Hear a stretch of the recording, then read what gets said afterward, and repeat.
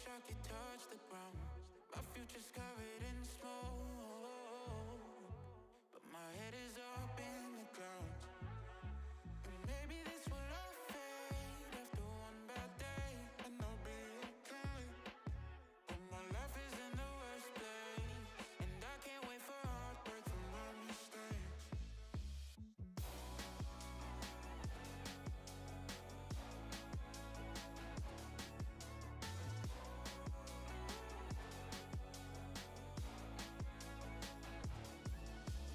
I don't wanna burn these bridges anymore.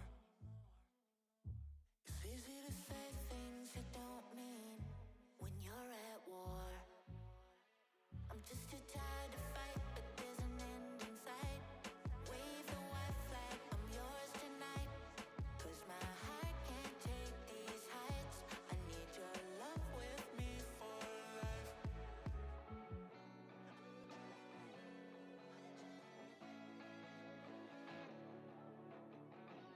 I need your love, I need your love with me for life.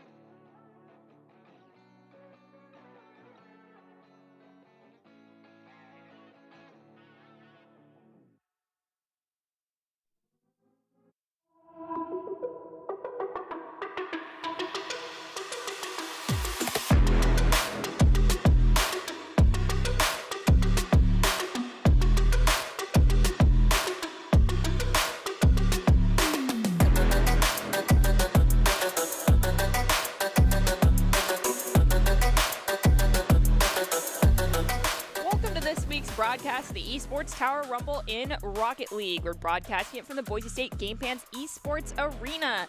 Tonight we get to preview the upcoming Esports Tower Summer event. The Barracudas, Vipers, and Scorpions are all back facing off against each other as a practice for... Hi, Doc. As a practice for the upcoming event. The Penguins will not be attending, and we're also inviting them to scrim to see how they stack up against these teams. I'm your host, Artie Nerdy Bird Rain, and joining me on desk to call all the action is Joe Tacky Chigbrow. All right, Joe. So we just announced to everyone, the Lions are not going to our summer event here for Esports Tower, which is going to be coming up here in a couple of weeks. However, their members are kind of dispersed throughout the rosters. How do you feel as though that's gonna, mix into everything at least today? Well, I think in this kind of situation, we'll really get to see how the playstyles that the Esports Towers kids are being taught kind of mesh in together. When you're being taught by a lot of the same people with a lot of the same philosophy on it, it can't be that hard to interweave. There will be some communication issues, but it'll be nice to see how these players are talented individually, even without the help of the team they're used to.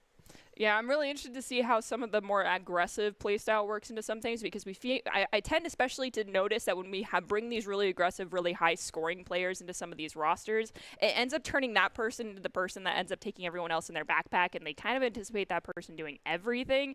And when you do that much and force that much onto one poor soul, sometimes they get shut down a little bit, but it tends to be okay. And as we do have the Scorpions and the Barracudas, they're going to be going up against each other in this first game this evening. And if you are new to our Esports Tower Rumble, it is pretty easy to understand. I mean, it's 3v3 soccer, golden goal overtime, and I do believe these are going to be best of 5 scrim games.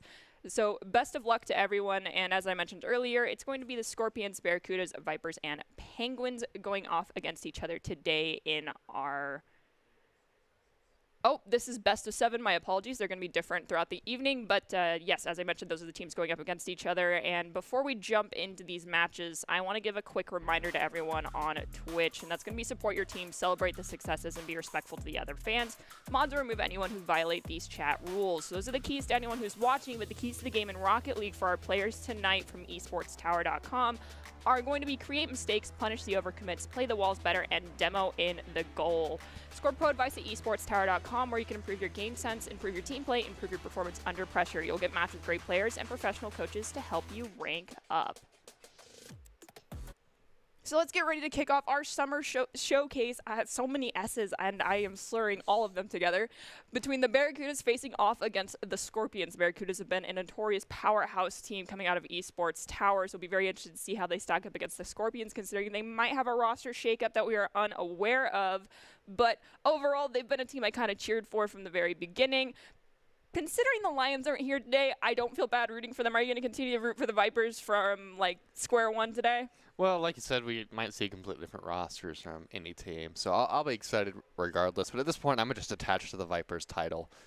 So I'm happy to see where these teams are going to lay off, and I'm happy to see where the Lions kind of intertwine. All right. It looks like for the Scorpion squad, we've got Gababy, Nano, and Potato coming out. And that is Enzo, who's playing on the NO account over there for the Barracudas, with Observing Oswald as well as Sussy Santa Lover. All right, some very creative names and more S's from me to mess up coming in today. Barracudas already scored 1, hasn't even been a full 20 seconds yet. We're looking at 2 very strong rosters so far, just easily recognized names with some powerhouse players. And this should be an overall close game. The Barracudas coming out on top early, but Potato is looking to turn that around for his team. The pass will go in the favor of Orange, however, and Observing Oswald has an opportunity, but barely misses out. A last-minute save from Enzo will keep them in the game a little bit longer. Nano bumped. Observing Oswald takes a shot of his own, a little bit off, and the play will kind of fizzle out. We have Potato pushing forward right now with a pass over to Nano. Santa Lover tries to get into that pass. Really can't quite get it, though, because they weren't fast enough. Nano redirects, sending it back towards Potato at the midfield. He's going to pop it up over 1. Can't get it over Santa Lover. Santa now pushing forward to the midfield. Has a double commit from their own teammate as well as one of the Scorpions players. Ball still here, kind of dead in the water at the mid. Gets lobbied to the back corner by Gababy. Santa Lover will try to pop it up. Nano, though, dumps it down into the net. That's goal number 1 for the Scorpions. We are now tied 1 aside. Taking those docks keys to the game very seriously. The demo will open up the side. The shot will take Nano, pushing them to a 0-0 scoreline. Potato unable to do anything with there. Almost a scoring opportunity for Gababy. With from the blue side, will lead Potato having to defuse in his own corner. Leaving it for Gababy. Plays it slow.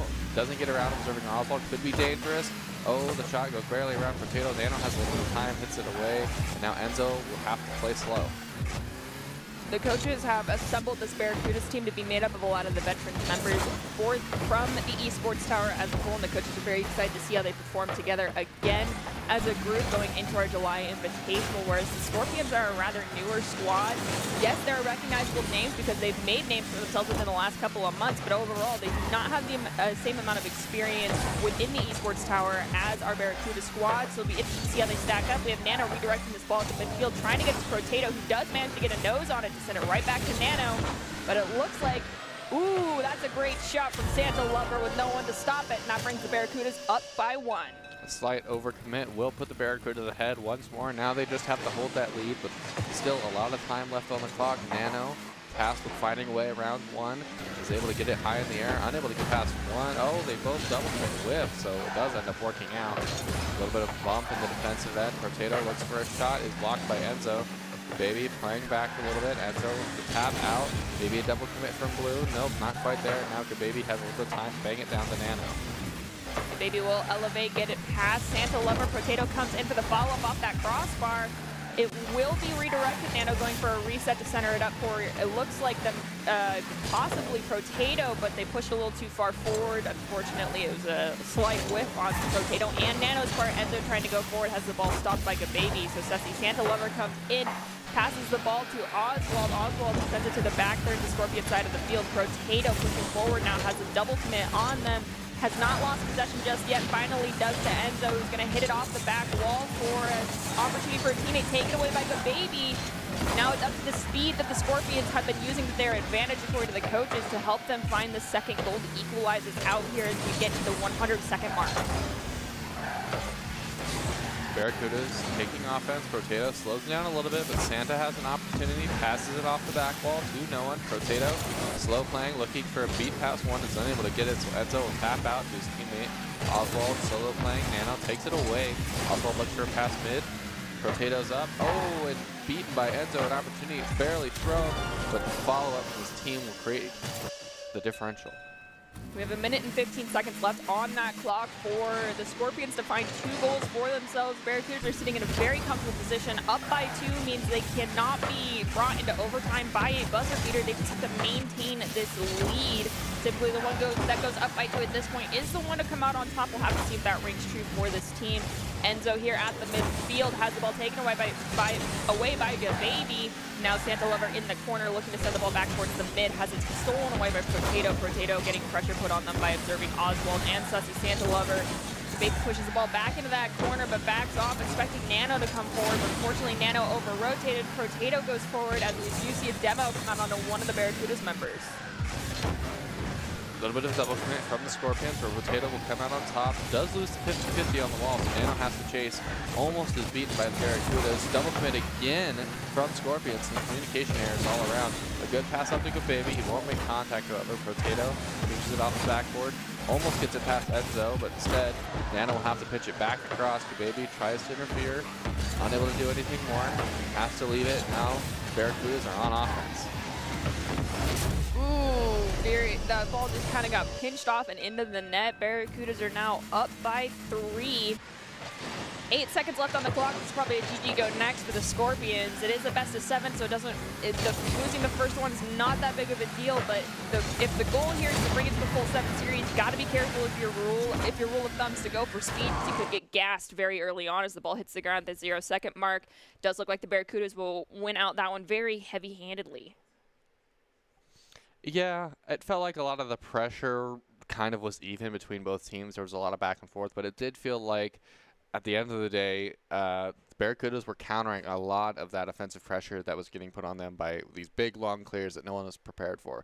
That last goal, for example, or that one that kind of rolled in from the midline, I'm surprised that nobody was there for that one. But for the last one, even, it kind of felt like they had figured out how to beat them at midfield, and it was just the big banging downfield and them not being ready for it. And the Scorpions are a very strong roster in their own right. We've seen all those players pop off, but it feels like just there's some double commits that are happening, and as well as you mentioned, getting those clears in that aren't being done with a purpose, rather than communicating that the clear is going to happen, having someone at that midfield position, or just over-committing on those clears, being the Achilles heel right now for the Scorpions. We hope they cleaned it up in the last minute. Oswald with a pass over to Santa, taps it over, Potato's passing down to Enzo. That is in favor of Enzo, but he loses the 50. Gababy will take it into the corner. Unable to do anything more, and now Santa Lover can look for a solo play off the ceiling. Nano beats at the midfield line. Enzo now in the way. Nano beats him out. Oh, nobody makes solid contact, however. Potato will beat out one, unable to beat out the second. A good 50-50 off the wall. Playing the corner. Barracudas feel pretty safe right now and finally find a big clear out to an open slot. Nano's going to snag that off of Oswald's clear at the midfield, looking to volley it down to a teammate. It was intended for Gababy, taken away by Oswald. Oswald gets demoed. Enzo slowing down a little, is going to push forward, does not have a lot of pressure coming onto them. Gets it past Gababy, can't get it past Nano though. Gababy pops it up, it does ricochet off the ceiling, but shot on goal from Nano is clean and good, so Scorpions put one on the board for themselves. Scorpions pulling ahead for the first time in this series. Not a very long series, but definitely a nice change of pace to try to get back in this game. Sussy off the backboard. Nano looking for a pass out. No one. Nanzo gets the touch. Potato. Oh, is beaten off of a dunk. Now Gababy has to tap out the corner, giving away possessions. Santa looks for the pass. Unable to get it to Oswald. Potato slow playing at mid. Maybe looks for a teammate or a flick. Goes for the flick, but is unable to get anything more. But it does tap out to Nano anyway. It's possible that they gave the Scorpions too long there, and the opportunity will be pounced on quickly. Scorpions now up by 2, but there is still 3 minutes and 35 seconds left on that clock. Let's see if they can maintain their lead in game number 2 here for themselves, or if the Barracudas start to counter their play style yet again. Nano stops the ball here in the corner on the back third of the Scorpion side of the field. We have a couple of cars pile up, and Enzo still manages to find that crack and get the ball through into the back of the net. So now Barracudas are only down by 1. Plenty of time left on this clock for the scoreboard to go either way. As an awkward whiff kickoff does allow Enzo to push forward with the ball, sending it to observing Oswald. Baby gets the clear, has possession for a little bit longer, but 1 on his tail. One more 50, does get it past Santa. Enzo has to get it out, pass it across his net, but does keep control. Rotato loses the 50-50. Enzo's taking it the entire length of the field, now looks for a pass. Does get a bump instead. Rotato has space though. He's looking for the solo play. We know he likes to go for these flicks. Gets past 1, passes it to a teammate, and Baby almost takes the shot, but Santa is barely in the way. Enzo now looking for an opportunity, but loses the 50-50. Ooh, looking for the pass out mid, unable to do anything more. Sussy Santa Lover comes in for the challenge against Protato. Ball gets pinched up and towards the ceiling. Nano slowing down a little bit.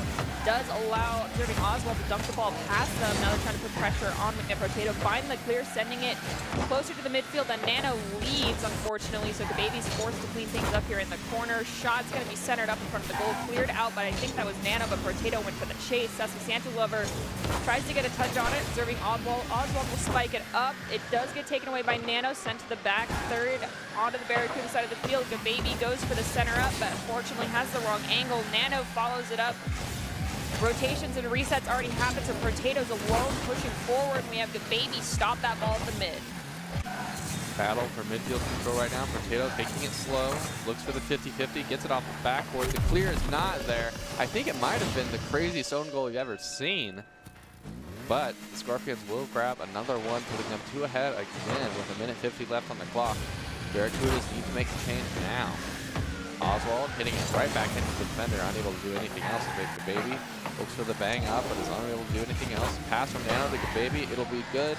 They'll get it all the way across. Enzo has to play defense, looking for the play off the backboard. Unable to do anything else with it. Rotato will win the 50-50. Ball does get cleared by Sussy Santa. Enzo trying to get in and get a touch on it. Potato beats them to that ball. Gababy will elevate, stopping the ball from fully crossing across that midfield stripe. Oswald now elevating, gets it over Potato, dunks it down afterwards. Oswald can't get a touch on it. Gababy sends it to the side. Santa Lover tries to recenter it, cleared out by Potato, but with no one there to get to that ball in time. Enzo gets a touch on it. Demo at the midfield might open things up for a little bit, but since Santa Lover's pushing forward, Nano finds a clear almost, but it's stopped by Enzo. Air dribble from Enzo, maybe looking for, oh, Gababy is in the way. Takes it slow, takes it around 1, using his time effectively. Nano will come in, take control again. Maybe looking for a pass out mid to teammate. Oh, not quite there. Oswald will tap it out. Sussy Santa Lover picks it out a little bit longer, fighting in the corner. No momentum from either side. And finally, Barracudas are able to get out of there, and still no one prepared after all that time. An opportunity here off the backboard instead, however, the Baby will barely be the savior. Sussy Santa sends it back into this corner. Enzo tries to give it back to observing Oswald. Gababy and Nano do find the opportunity to send it to Potato, taken away by Enzo just briefly. The 50-50 goes in favor of no one. The secondary touch does almost go in, but it gets saved at the last second. Nano ends up pitching this ball into the air. It's pushed to the side by Potato. Ball hits the ground at the 0-second mark, and the Scorpions walk with the Game 2 victory. So we are now tied 1-aside as far as this best-of-7 series goes. Yeah, so I think we're back to a best-of-5, aren't we? Yes. Yeah, like I've said many times, they seem to really like their best-of-5s at Esports Tower. Who can blame them? But yeah, I mean, that was a completely different kind of momentum shift that we saw from the first game. I felt like it wasn't necessarily that the Scorpions changed something very effectively. It was more so they continued to play their game and they made more opportunities happen on the offensive end. But every time there was a big clanging clear that went all the way from one end to the other, it just felt like they weren't ready for it. So if I'm the Barracudas right now, I'm still looking for that opportunity, but I've got to find a way out of my end first. I agree with you completely, but you mentioned it, that momentum shift in just a complete different, like the game still being played the same, but it going in the opposite team's favor is a trend that used to exist in the Esports Tower days of old. By old, I mean like a year and a half ago. It's very interesting to see that happening yet again here within Esports Tower. Wondering if this game's going to be a complete shift once again. We'll see the Barracudas come out on top heavy-handedly, but the last game definitely was a closer scoring game than we saw earlier. So that's what I want to continue to see. Basically guaranteeing a full best-of-7 series. At this point, best-of-5. Potato off the wall to Baby. Takes the pass off the backboard. No contact. The shot taken. Barely threads the needle into the bottom left corner. And the Scorpions will pull ahead again in game 3. In the previous game, it took almost an entire minute. I think actually possibly more than a minute for the Scorpions to find their first goal. This time took them roughly 35 seconds. Let's see if they can do it again quickly, because you want to go up by 2 and maintain that lead for the remainder of the 5-minute game here. Ball is currently in the back third. Baby stops it from going across the midfield stripe and deserving Oswald. Potato goes for the shot, and it's barely redirected enough to go in by Baby. That's some beautiful teamwork and some great cherry picking by Baby.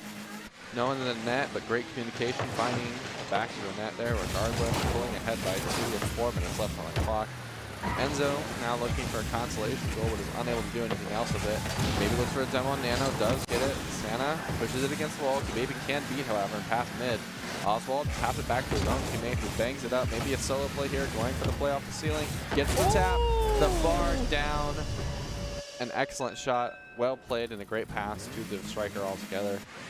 Now the Barracudas are tasked with only finding one more.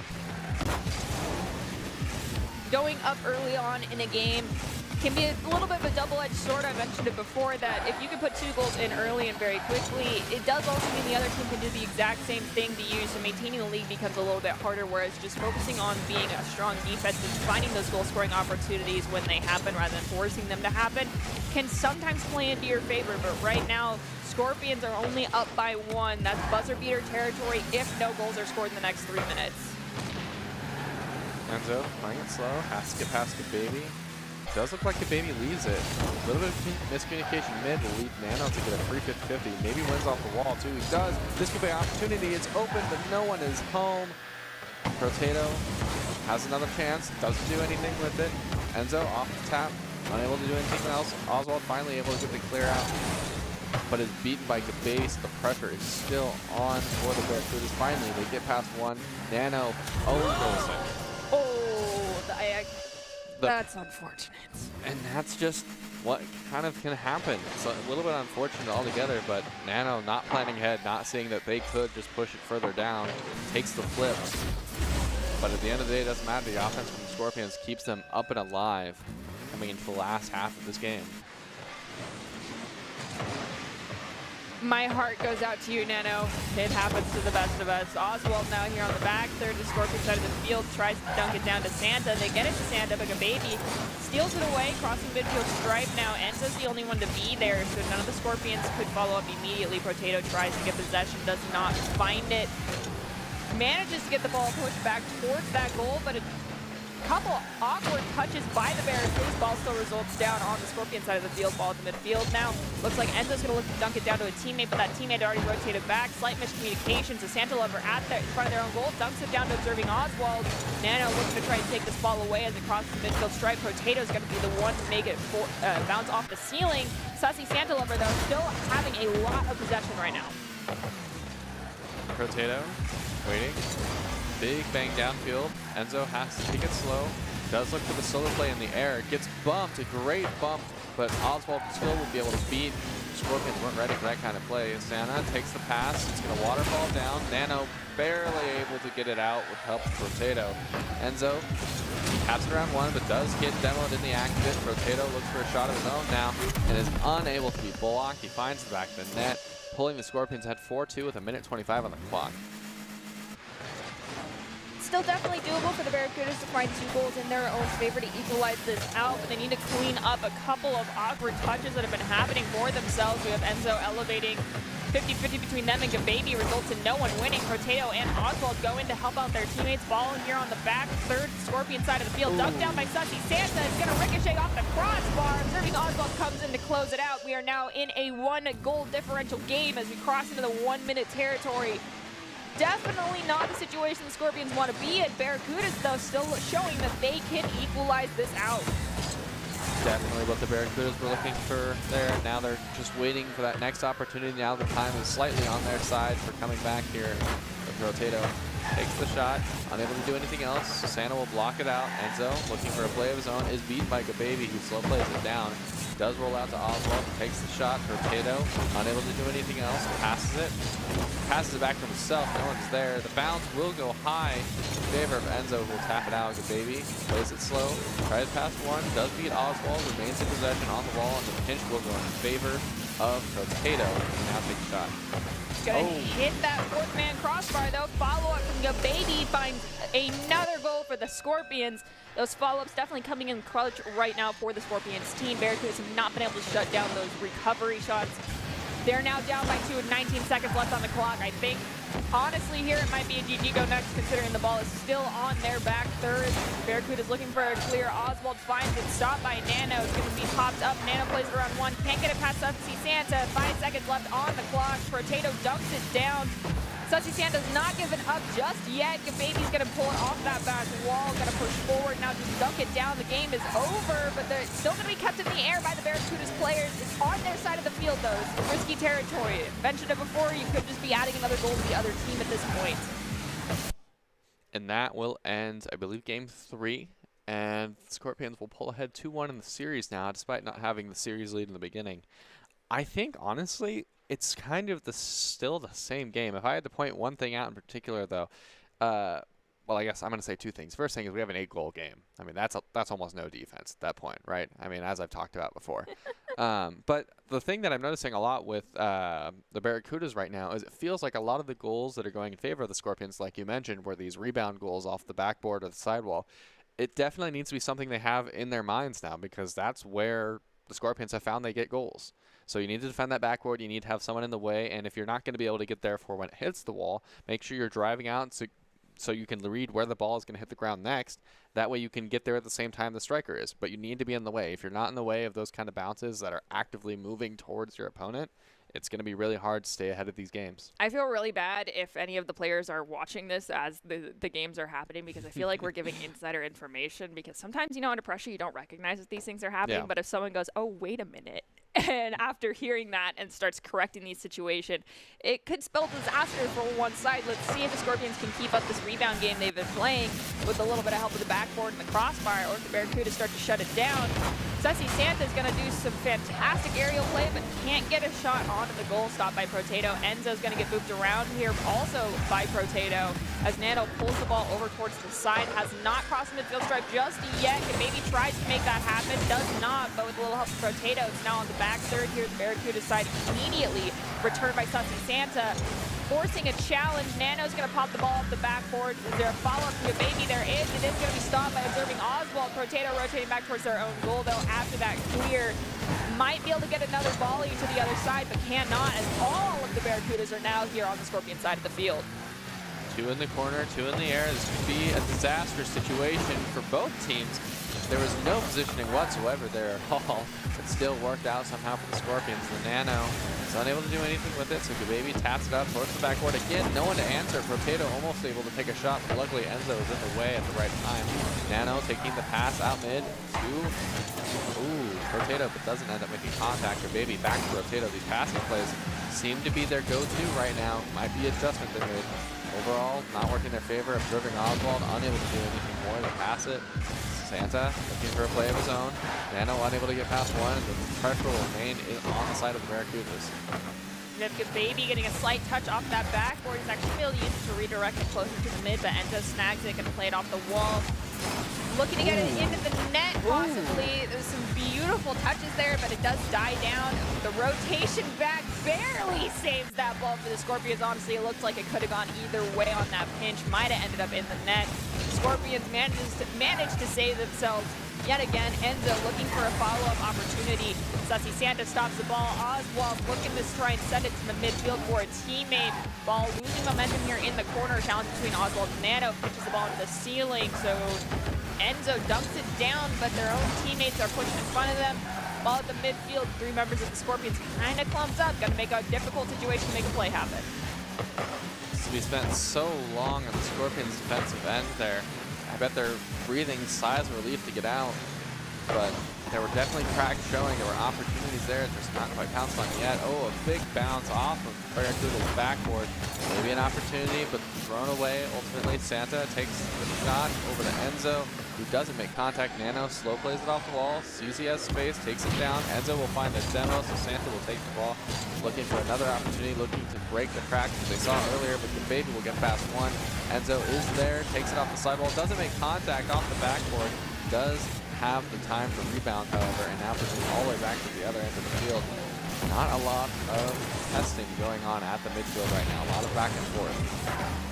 Sussy Santalover will take out one of the Scorpions players, forcing a slight reset. Nano now looking to volley this ball to the back third of the Barracuda side. Does, but it looks like Enzo's going to be the one there. None of the Scorpions pushing forward.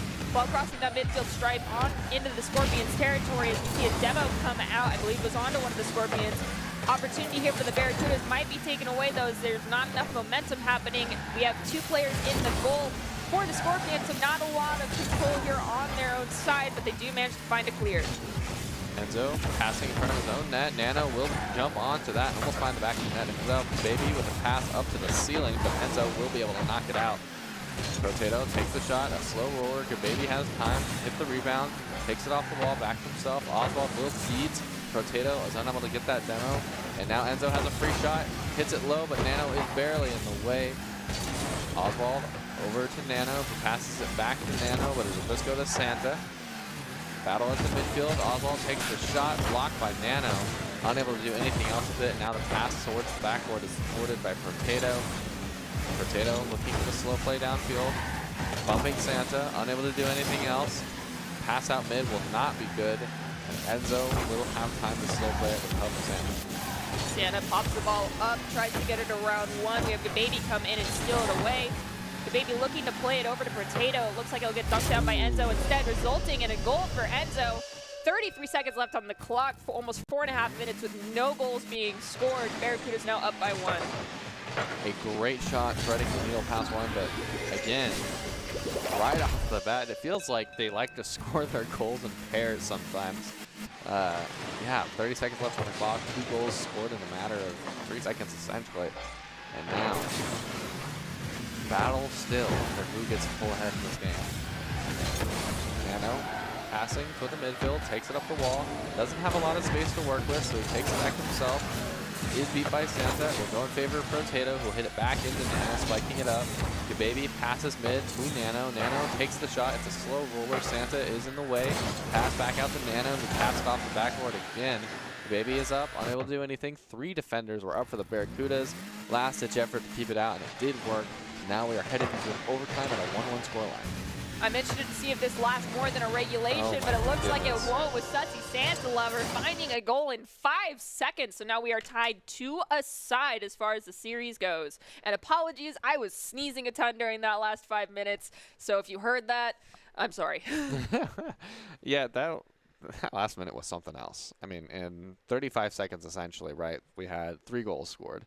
It was just, I don't know. That game was weird. It felt like defense got a little bit better in terms of keeping the ball out, but there's a lot of scrappiness to both teams still. A lot of like last-ditch effort, just throwing yourself at the ball, not really with a plan. The rotations kind of got thrown to the wind when the ball would get hit awkwardly. But, you know, in terms of adapting and dealing with the pressure of the situation, like you mentioned before, they kept it out for long enough. But at the end of the day, a 2-2 scoreline for this series will take us to a best of 3. Mm-hmm.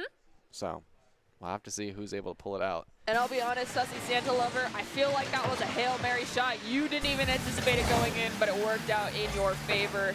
I mean, you're more than welcome to tag me on Twitter and say it was calculated, but I mean, whenever I hear a Rocket League player say that, half the time I'm definitely thinking it wasn't, it was a luck of the draw, but either way, nicely done. Nano will tap it out to Enzo, takes it up, gets the flip reset, unable to do anything else. The baby is in the way, and Nano taps it away. Observing Oswald is there. One of them is in the blue net right now. Shot, blocked. Nano takes it slow, dribbles to himself, does lose contact though. Santa will take it off the wall back to himself, has to beat Gababy, misses altogether. Gababy will beat him. Pass will go mid, but no one is there. Oswald is able to get it out. Potato taps it off the backboard. Enzo is there this time, so he takes it off the wall, taking it low, back to himself. Is beaten by a blue defender, but it will roll towards the Scorpions' end. And now, pressure is on the Scorpions to play defense. Sussy Santa goes in for the shot. Triple commit from the Scorpions. Enzo manages to pop the ball up, and between them, that's goal number 1 within a perfectly 1 minute elapsed in this 5-minute game here. Barracudas up by 1. And if anyone's curious, typically, yes, the Barracudas do have Quez in this rotation as opposed to being Enzo. I'm not positive as to who's going to be involved within our July Invitational, but currently Enzo is subbing in for Quez, and they're doing a fantastic job of filling in those shoes. As I said, a fantastic job of filling in those shoes. Scorpions, I have zero idea what the Nuggets just happened right there. We went from a triple commit to a 0 commit, now a double fake kickoff. Both teams attempting the same shenanigan will not go in favor of Barracudas as the pressure is now on them to play defense. But the baby has to take it slow, doesn't have an angle yet, takes it off the backboard. Santa does not get a good touch. Where's the offender? No striker in place, no one to take a shot. Get those rotations in line. Potato tries to salvage the situation, get it across, but at this point, the Barracudas are in the way. Not in a meaningful way yet, though. Gababy gets a touch out mid to Nano. To back to Gababy, not quite there. Potato takes a shot, it's completely wide. Gababy hits off the backboard again. Potato's up. Oh my goodness. Oh my goodness. Okay, the opportunity is not quite there, and Santa will barely be able to get across. The defense is falling apart. That was like 6 shots on goal. I mean, the game only counted 4, but there was definitely almost 6 clear attempts there made by the Scorpions. I am shocked. It did not go. Shot. Oh my goodness. The Scorpions are just destroying their shot to goal percentage right now. My goodness. Finally, we're playing some slow ball in the midfield. Enzo barely getting control of the play and passing it back over to Oswald, but man, that was a nightmare. It's impossible to stop thinking about that 20-second period. Let's see if it happens again, because Gababy taps it out. Oh he saved his own shot. Oh, guys, come on. The Scorpions have been kicking themselves. They're behind. They need this lead. They need these goals. They've thwarted themselves probably 4 times at least now with no defenders in the way. And the Barracudas will get away with another one. After all of that, the Scorpions are still unable to stay in the way of their own net. And observing Oswald be tasked with extending the lead a little bit further. What chaos have we descended into already? All right, so just based off the numbers right now, and this is, if anyone ever remembers high school math learning, like accuracy versus precision, we have the Barracudas right now 3 for 3 for shots on goal. Sorry, 3 for 4 now because 1 was just taken. Whereas the Scorpions are 0 for 7 because of that situation that occurred. And now Nano finds one finally, so they are 1 for 8. 1 for 8, for anyone who doesn't particularly like math, is really bad. It's 12.5%. Yeah, it's pretty miserable, but Gababy, now they are 2 for 9. Not much better, but at least they found some goals now. Only a 1-goal differential instead of 3. That's got to be looking up for them, especially coming to the last minute 30. Definitely the momentum shift they needed to probably not tilt after that massive set of shots, but Gababy looking for the opportunity here to Nano is beaten by Santa. Potato has to be in the way, but leaves it for Santa. Enzo can take the shot, but he doesn't do anything, so Santa passes it back to Oswald, who passes back to Enzo, who also doesn't do anything. Wasted so much boost just to move it across the field 5 feet. Oswald taps it back up. Enzo just passes it back to the corner. No contact made yet. Potato, slow playing it in his own corner, is beat by Santa. Pass out to Potato, the shot could be there. And finally, the shots are on for the Scorpions. We're at 3-3, a minute or a little less than a minute left in the game, and a complete fallout from the Barracudas defense now. This game is very important because whoever comes out on top of this one has themselves at match point as far as our best of 7 series goes. We have observing Oswald trying to get 1 goal in their favor with Sussy Santa following it up. It did look like Enzo was trying to push Nano out of the way. It resulted in Nano actually getting forward enough to push this ball into the back third of the Barracuda side. Off that backboard though, Potato's gonna stop the clear from happening now in the corner. Centers it up. Sussy Santa whips their opportunity. Nano goes for a shot. Double defender commit though. Could have been followed up on by someone, but it was not. I understand not wanting to overcommit, but understanding rotations is very important. Ball's still here on the Barracuda side of the field. 6 seconds left on this clock. Are we going to see overtime or a buzzer beater? Can Nano find it? Can Gababy find it? We'll have to see. There's no time left. Ball's going to hit the ground. We are in golden goal opportunity. Will Sussy Santa find another golden goal? Or will the Scorpions finally keep their momentum in their favor? Enzo unable to take a shot here. Nano slow playing it, does get the flick past one. This could be huge. No one makes contact. Why are we doing this again? We haven't even had an overtime that lasted 10 seconds yet, and we've had 2 of them in this series. Nobody makes contact. Again, just a straight down the middle shot through the midfield. No one will make contact, and we will end overtime very prematurely, and we get an awesome image at Doc. That was honestly my face during most of that game. I have not seen you this livid on desk in like a hot minute. I'm enjoying this. Like, I totally understand that to anyone who's watching, they're probably like, Artie, why are you enjoying Joe's pain on desk? It is fantastic to see this much energy. I mean, I understand it's for negative reasons, but it is so great. I adore it. Keep upsetting him. Keep giving me heart palpitations by having like 6 shots on goal within a 10-second period. It's great. I love it. I mean, I don't know. It can't all be negative, right? No, it's not. I mean, it's still. But like, I mean, I don't think we're in a tournament setting of any kind, so there's not that much stress. No. But strictly seriously speaking, if the Barracudas don't have their defense, and they did not have it that game, the fact that they were allowed to take that many shots the Scorpions were allowed to take that many shots that just didn't go in, means that the Barracudas defense was not there. It just wasn't there altogether. I don't think the Barracudas currently match the aggression of the Scorpions. So if you don't have defense, I'd argue you don't have anything on the Scorpions right now. We saw the momentum shift. As soon as they started finding the back of the net, the Scorpions went 4-0 in that game. So something needs to change for the Barracudas. They need to get a grip on their defense. Otherwise, the Scorpions are going to run away with the game again. Because do not expect the Scorpions to throw away another 7 shots randomly in your favor. and just a quick update for anyone that's watching that notices the color shift on the screen. Yes, the teams have swapped colors, but our scoreboard is not. So the Barracudas are currently in blue, and the Scorpions are the ones in orange as far as the Bacchus mod overlay goes, showing the accolades as well as the boost management. So it is the Barracudas that are currently ahead by 1. Potato having to play a little defense. Just losing for Nano. Takes it slow. Dribble. Unable to do anything with it. Potato is there to slow down the play a little bit longer. No one in net.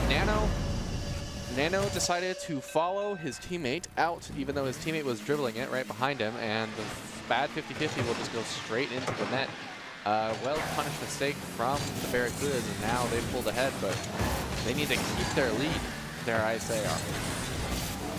Let's see if they can, because mentioned it earlier, going up by 2 early on is a double-edged sword. You have to maintain that lead for so much longer, but sometimes in the back half, trying to get that lead is difficult. So it's really up to your play style. But right now, Barracuda's doing just fine, looking to put themselves at match point and pull us into a Game 7. If the Scorpions walk away with this victory, they will end up winning out the series, but right now, the Scorpions do only have 1 on the board, whereas the Barracudas have 2. Mentioned it earlier, colors are swapped, so that scoreboard is also flipped. Scorpions, or I believe Barracudas, playing it slow, passing out to Enzo, no one able to make contact. Oswald just recovers the play, hits it towards the wall. Nano will cut him off, but he cuts off Nano, and now the play will remain on the side of the Scorpions.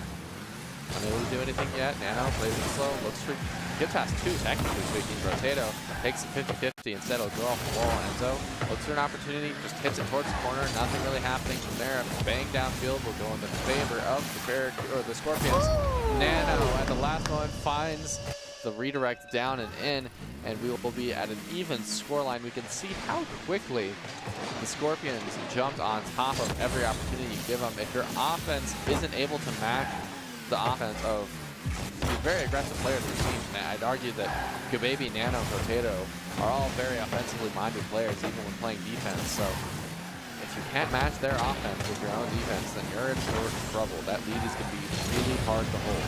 We have Enzo playing Demolition Derby to make it harder for the Scorpions right now to play defensively against the offensive push, but they find it anyway, sending it across, and Potato immediately goes forward, and that is goal number 3 for the Scorpions. We have crossed back into the last half here of game number 6, and currently the Scorpions are up by 1.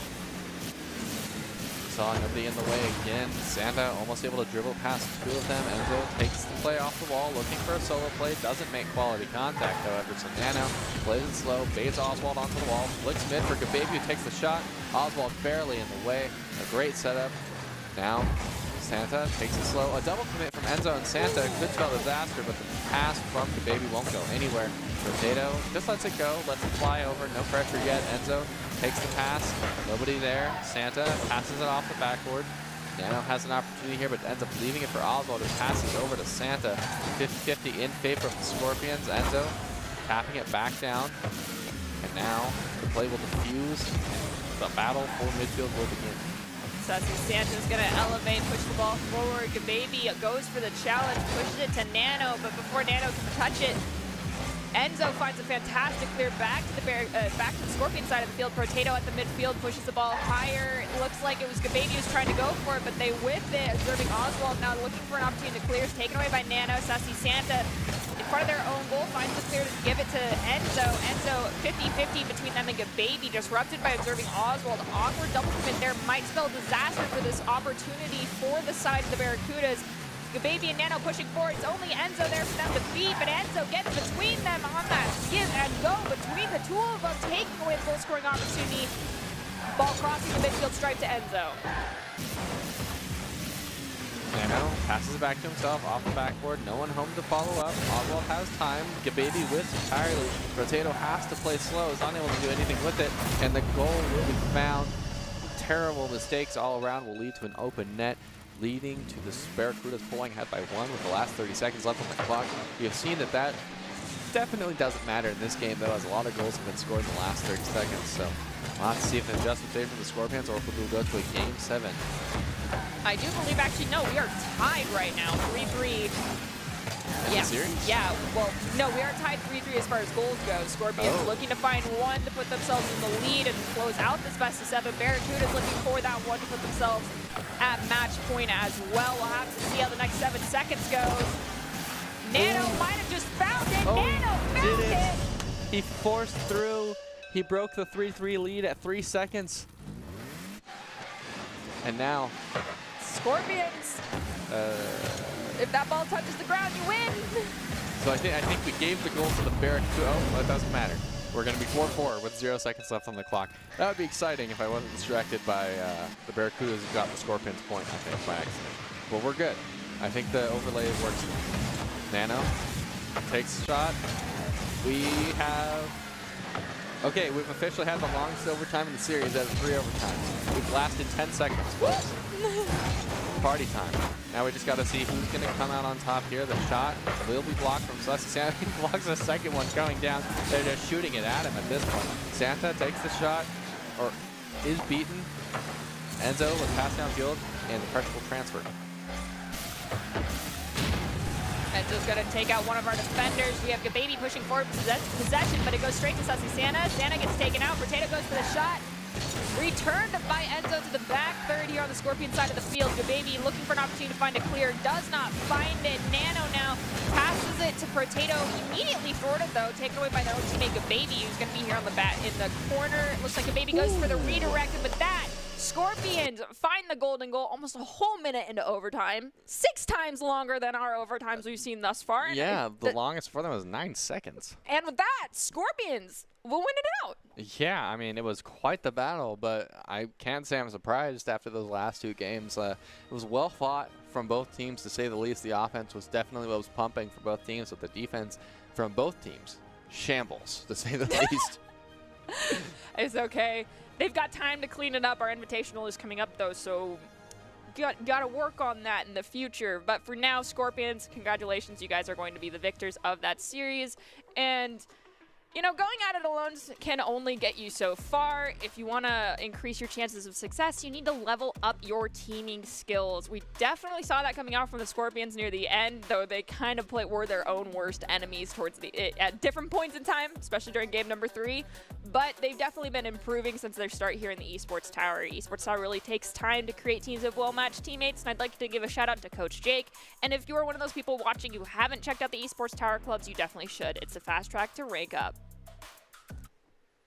Yeah, if you want to have offense that is as powerful and as menacing as those two teams in that last couple of games, check out Esports Tower. They're the way to go if you're in high school specifically right now and want to get better at Rocket League, I'm pretty sure, and other games, right? Yeah, Rocket League, Valorant, and Overwatch, possibly other games in the future, but... Yeah. So if you want to be the faker of whatever game you like to play, hit up Esports Tower.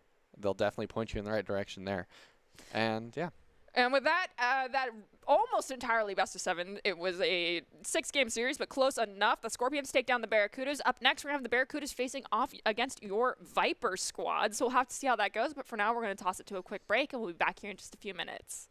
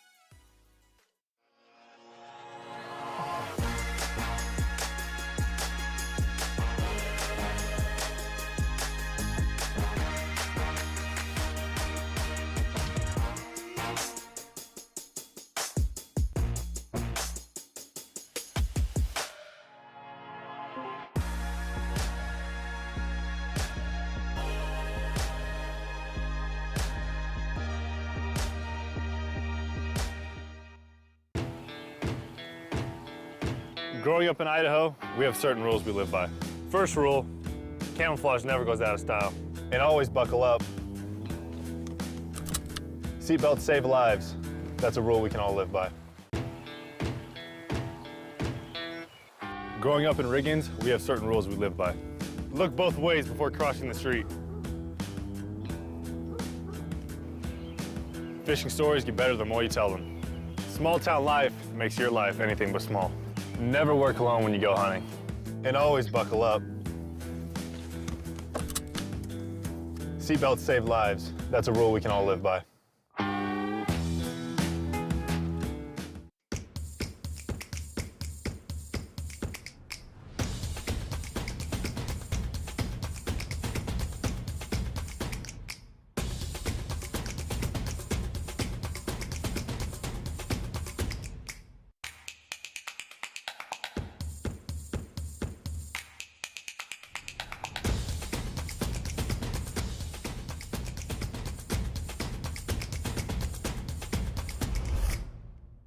We're going to build bridges and hospitals in a day. We're going to save families from disaster and feed those left in the cold. We invite you to join us. The next greatest generation is now.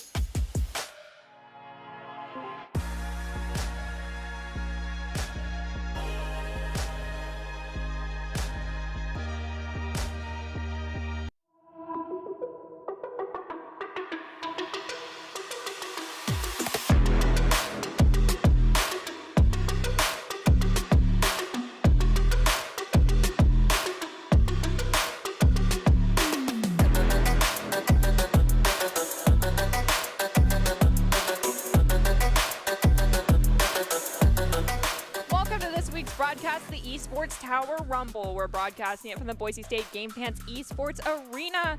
The Rocket League summer event Hello Production is coming up. The Barracudas couldn't bring down the Scorpions. How will they stack up against the Vipers with Quez back in the lineup? I'm your host still, Artie Nerdy Bird Rain, and joining me on desk to call all of the action is Joe Tacky Chigbrow. All right, so to say the least, that was a bit of a rough start.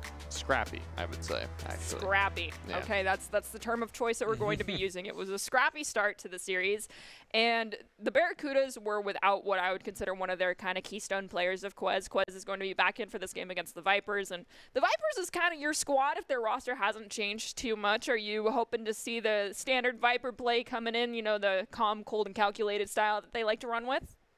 I think it is definitely a fresh breath of air with Esports Towers teams. I feel like they've gotten to the point where they're really good at the game and they feel really confident, and that leads to a lot of aggression. So I like to see the cold, calculated play because I don't feel like we see it as a team very often. We can see it in individual players from time to time. Players like Protato seem like he can turn it off from time to time, depending on what he wants to do with the game.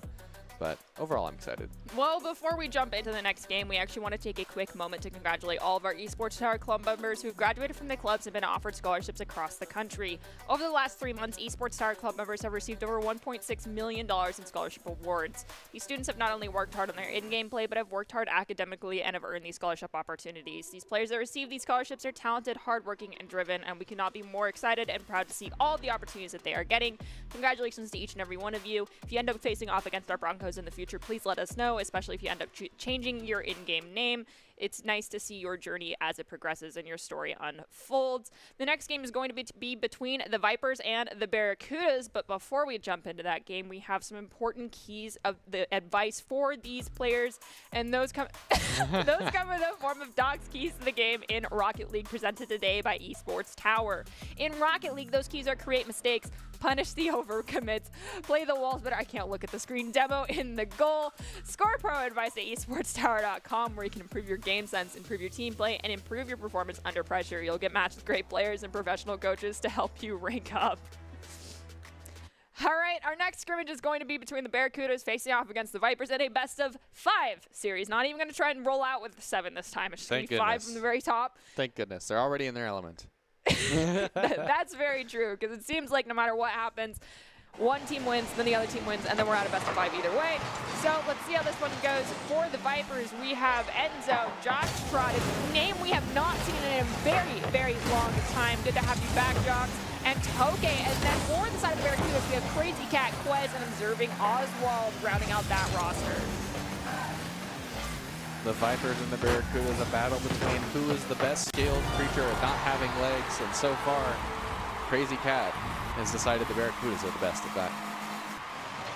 Pulling ahead in the first 20 seconds, Crazy Cat takes a... Oh, what Crazy Cat? That was gorgeous. I mean, it worked, but where was the challenge on the kickoff? I know a defensive breakdown already from the Vipers, but 2-0 lead for Barracudas coming into the first 30 seconds of this game. Crazy Cat off the wall, gonna get a few touches in here. Very little pressure being put on them. Enzo does come in to finally get a touch on it. Ball gonna get sent into the corner here by Observing Oswald. Quez is gonna elevate, dunk it down. It is gonna be Enzo and Toke, though, who are going to receive that dunk.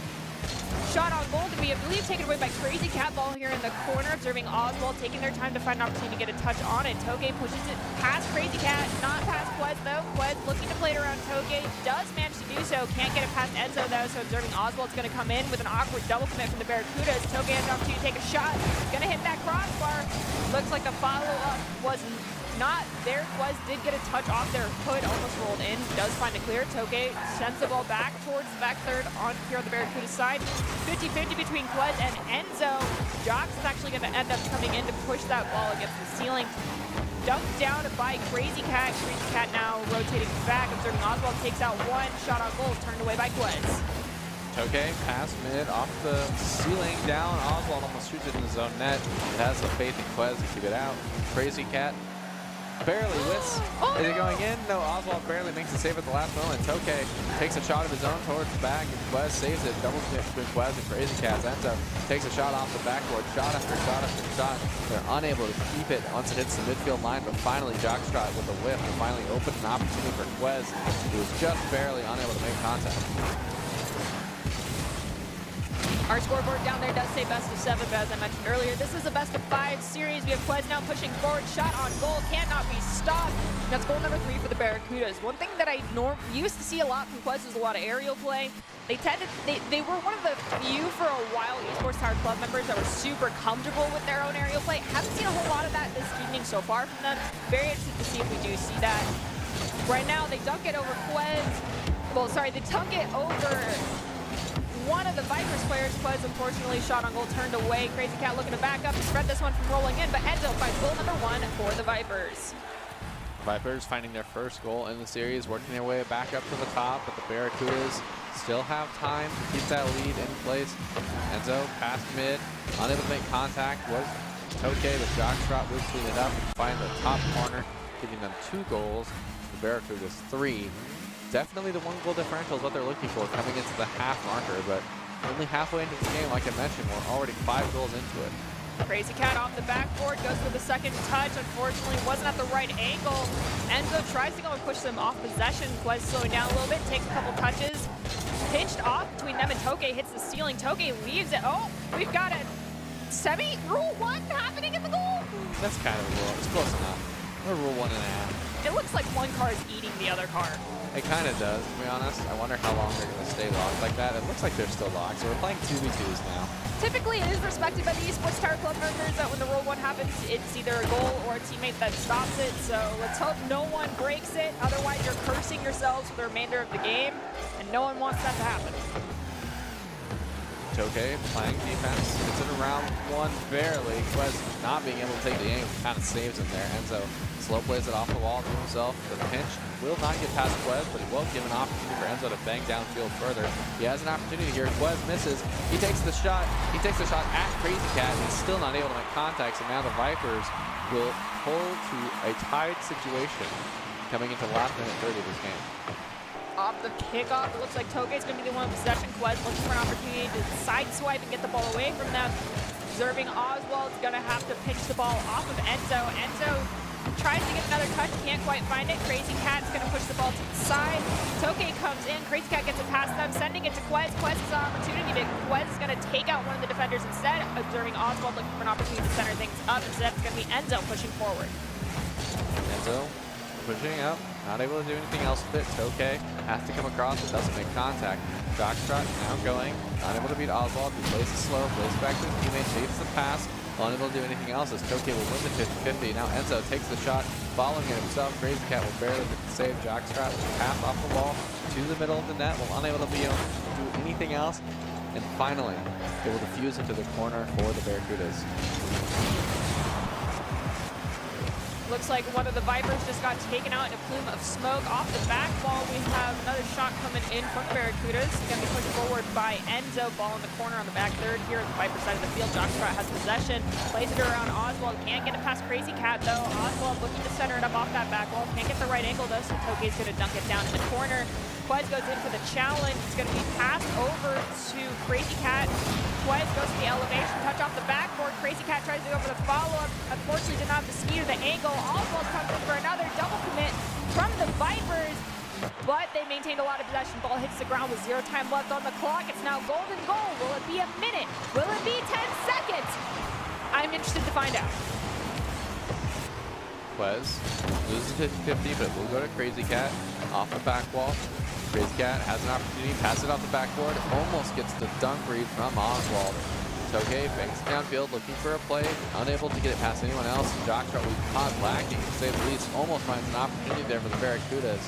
And now, fuse out to the wall. Toge has an opportunity, but I think he is beat. Oh, both players whiff, and nobody's beat. Jockstrap now has an opportunity, but is unable to do anything else. Crazy Cat beats him. It'll hang towards the backboard. Enzo takes it out a little bit longer. Takes it all by himself, past one. Quez will defuse in the corner a little bit. Toke passes mid. Quez banks out to Enzo, who misses altogether, so Oswald can take it downfield. Pressure in favor of the Barracudas, and almost a minute to overtime. Enzo Enzo finds a fantastic clear. Quez wasn't fully across that midfield yet, though, so they're able to rotate back quickly. Goes for the challenge, gets it away from Enzo, but Jockstrap comes in to help out. Vipers with possession gets taken away by Crazy Cat. Quez in front of the goal, pops it up for Crazy Cat. Crazy Cat can't get a touch on it. Enzo forcing the ball here into the corner. Two Barracudas members there. Jocks comes in to steal the ball away. Enzo's now in cherry-picking position. Can they find the opportunity? They will not, because Crazy Cat will take it away. Toke tries to recenter this up for a teammate. They have to crowd the ball here in the corner. Double commit from the Barracudas might open the field for just a few moments. Took too long, but another triple commit from the Barracudas. Ball in the midfield right now with Jockstrap. Jockstrap passes to Toke, who takes the shot. It's high and not quite in. Jockstrap passes back to Enzo, who takes a slow play. Baits a double commit out, but Quez will win, so it'll be all right for now. Demo will not connect on the Quez. Oh, Jockstrap outplayed his own teammate. Stressful situation, double commit again. So much panic coming into his overtime. Toke passes it against the wall. Quez will hit it back up the wall to follow for himself and does beat Enzo out. Passes out to Oswald, who does get beat by Jockstrap. The pressure is in the favor of the Vipers right now. Unable to do anything yet with it yet. Toke gets the bounce off the backboard, and now Jockstrap unable to get a shot there. Kind of just a battle in the midfield again. Enzo tries to get it past Quez. Quez gets a touch to send it to the midfield. Jockstrap's going to elevate to try and challenge Crazy Cat, but can't get the height just right. Quez from the mid takes the shot. It's going to hit the crossbar. Goes for the follow-on. Taken away by Enzo. Enzo now trying to push past Crazy Cat. Can't get it around them, but Toke with a little bit of help does manage to get it pushed forward. Enzo with possession goes for the shot, taken away by Quez. We do see Crazy Cat get demoed though. Vipers have 2 seconds to find an opportunity, and it's not going to happen just yet. As Oswald now pushing forward, gets it past one, can't get it past Toke though, who redirects it to the side. Enzo playing it slow, maybe looking for a pass out to his teammate. Gets a play past one, takes it towards the back corner, bangs it off the ceiling barely, but wins the 50-50 out to Oswald. Pass out mid will go in favor of Crazy Cat, who gets to follow up the wall, maybe take a shot of his own towards the backboard. Jockstrap clears it out towards his own corner. Oswald off the wall, an opportunity here now, but Enzo will say no sir and slow it down, put it back into his own corner. Toke looking for an opportunity, but is unable to do anything else. A bump from Quez will open up, and Jockstrap leaves it for Toke to take it off the wall, a solo play opportunity or a pass, but ends up leaving it altogether, not able to make finite contact. Jockstrap will pass out mid, but it will be caught out by Barracuda's offense. The slow play in the corner is not working so far in favor of the Vipers, having a difficult time getting out, but after a dunk, they will find a way to convert into offensive pressure. Toke goes for a challenge against Oswald, who gets pitched up. Enzo, Jockstrap, Quez, and observing Oswald all elevate. Crazy Cat with possession has it taken away by Toke. Ball still here in front of the Vipers. Net does get cleared to the side. Enzo's going to pop it up to Jockstrap. Jockstrap's going to look for a centering opportunity. Does get challenged and has the ball taken away by Crazy Cat. Quez is going to slow down here, take a couple touches as Toke come in to pinch the ball off to the side. Observing Oswald finds a great clear. Enzo can't get a nose on it in time. And with that, almost, I think it was crossing the 4-minute mark almost there for overtime. Barracudas will walk away with the first game victory.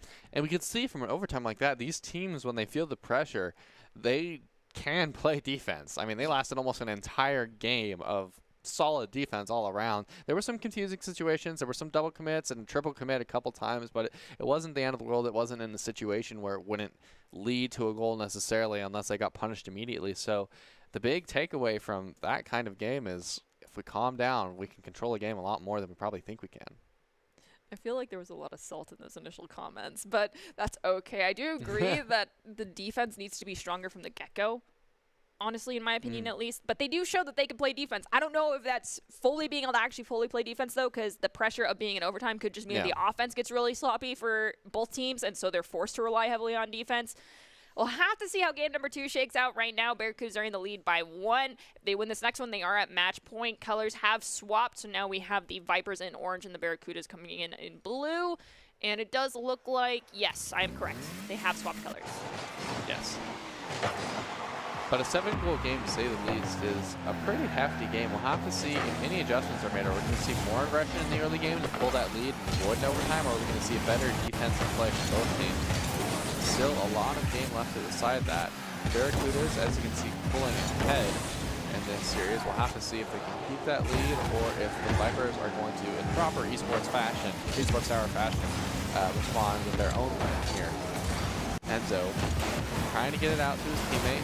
Unable to do anything else. Crazy Cat getting the solo play and opportunity. Not quite able to do anything else with it. So Quez will play it back to his own corner. Looking for the dribble off the back wall. Takes it up, past one, has an opportunity to touch again, gets past Jockstrap. Toke is on the back foot. If he only gets it around Oswald, but he's not able to, Quez plays it slow, back to himself, but Enzo will cut him off in the middle of no play. Ball in the corner, looks like Quez right for their own goal is going to find the opportunity to get a clear, maybe. Jocks passes it to Toke, but Toke's touch sends it to Enzo in the midfield. Enzo takes a shot, double, triple commit from the Barracudas, not punished immediately, but Jocks does find the connection. It's goal number 1 for the Vipers. Vipers pulling ahead so far in this game. They have an opportunity here to keep the pressure on a little bit longer. Not too far into the game yet. 2 players up. Quez steals it from his own teammate going backwards, carries it off the wall, does get bumped. Maybe he can't follow again. He can't. Jockstrap passes it out mid. Toke will beat Crazy Cat. The opportunity is here from observing Oswald, but ends up leaving it. Slow plays in the corner. Enzo will just take it from him. He took too long, Oswald, and the Vipers will pounce on the opportunity, pushing their lead to 2-0. Still have 3 minutes and 33 seconds left on the clock, though. Plenty of Rocket League left to play in game 2, but as I mentioned earlier, Esports Tower teams definitely like to just go 1-1 and then determine the true victor of a series. Quez pushing forward, takes a shot, turned away by Enzo. Double commit from the Vipers, not punished. Enzo now has the opportunity to bring this ball up the side, has Toke underneath them to get to do the give and go. Toke with possession, taken away by Quez. 50-50 between Quez and Jockstrap, ends up going in favor of neither. Enzo gets taken out in the corner as there was a double commit from the Barracudas on that possession. Jocks goes down as well. Shot on goal. Okay, though, just after that demo, does not find it as that fourth man ever so steadfast. The crossbar saves it for the Barracudas. Bounce down. Oh, a weird redirect from Barracudas will push it out towards their own end. A little bit of miscommunication. Bumping in the corner, unable to do anything. Jockstrap looks past mid. No one's there. Oh my goodness, a defensive collapse from the Vipers will lead to the Barracudas finding their first goal. Or no, the Vipers pushing ahead even further. 3 goals in at almost the halfway mark of this game. A flick to find them a 4th goal. The Vipers have complete control of this game so far.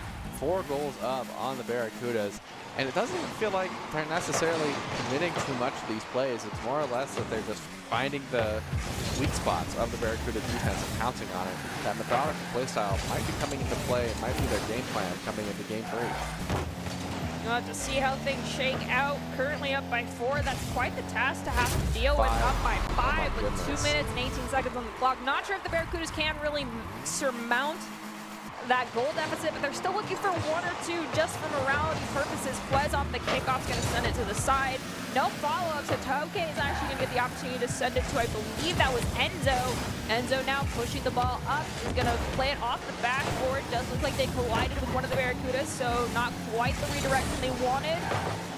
Double commit from the Barracudas allows Enzo to elevate with no challenge. Dumps the ball down towards the net. Another double commit from the Barracudas. Toke takes another shot. Not quite the momentum needed, though.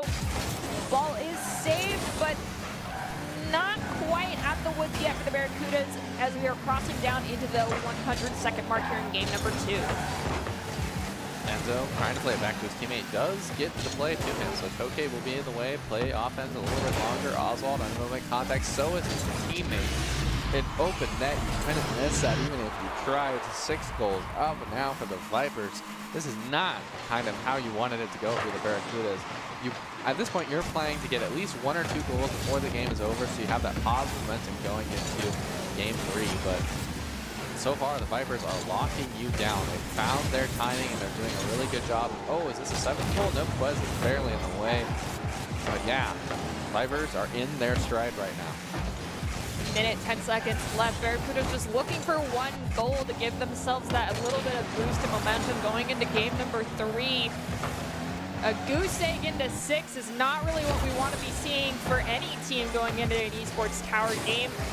We'll have to see if they can clean this one up, because right now, the Vipers, I want to say, are walking more like slithering over the Barracudas right now. Definitely slithering as they're slowly moving along, pressing their lead as hard as they can without committing too much. Enzo is up looking for a crazy dunk, unable to get it, but Jockstrap's got him anyway. They had the backup. 7-0 with 36 seconds left on the clock. Yeah, Barracudas, at this point, shake it off, have some jokes, have some fun in these last 36 seconds, get your momentum pointed in a positive direction, because if you allow this game to tilt you, this series might as well be over.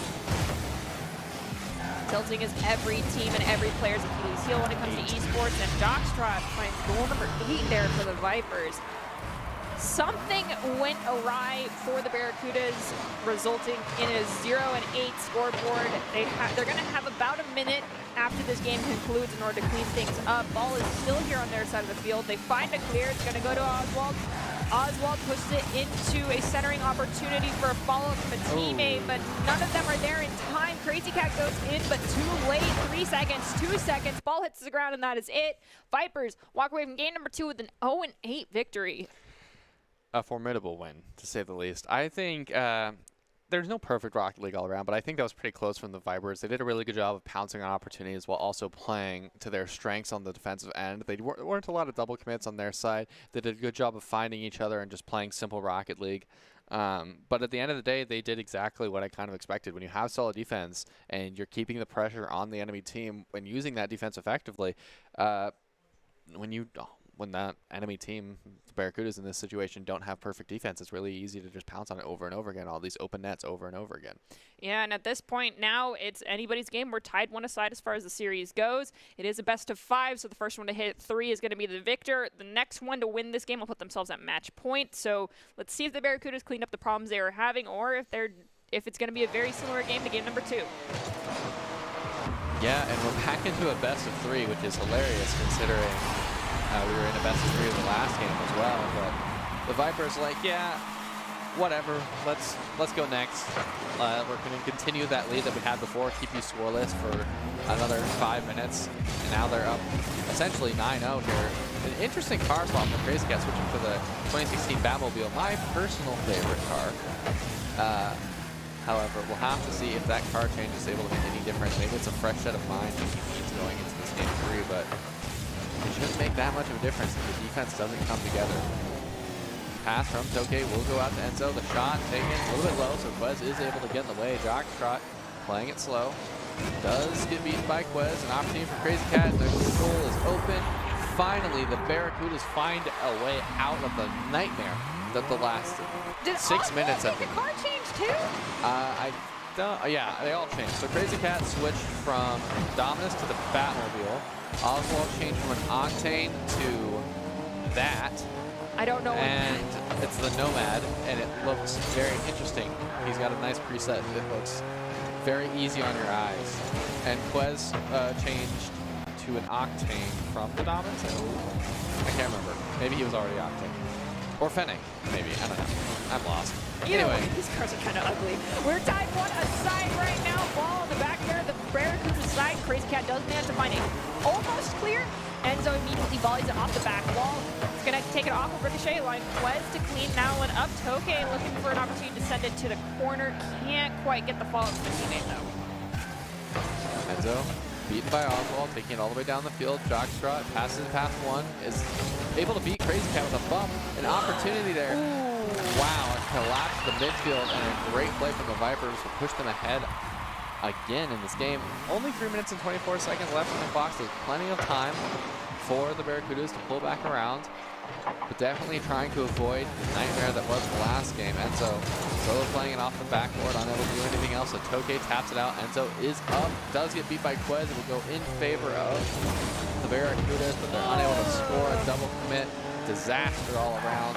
No communication will lead to an opportunity squandered by the Barracudas. And the pressure has completely converted to the Vipers. Oh!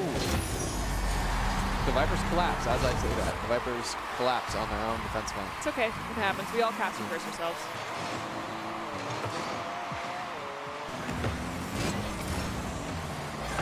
Interesting play there from Quez, pushing back and then having Crazy Cat push it to the side, but shot on goal from Enzo barely dug out from the net by, I believe, deserving Oswald and Quez together.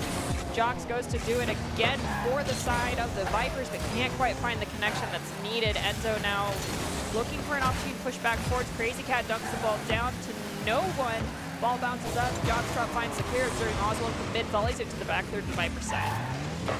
Okay, pops it up. Not at all where he wants wants the ball right now, but Jockstrap will save the day and tap it out. Does get passed out mid. Enzo is able to cut off the pass for a little bit longer. Maybe looks for a double touch. Does get the double touch. Is able to keep it in Barracuda's end a little bit longer, but no follow-up will mean Crazy Cat has a free ball.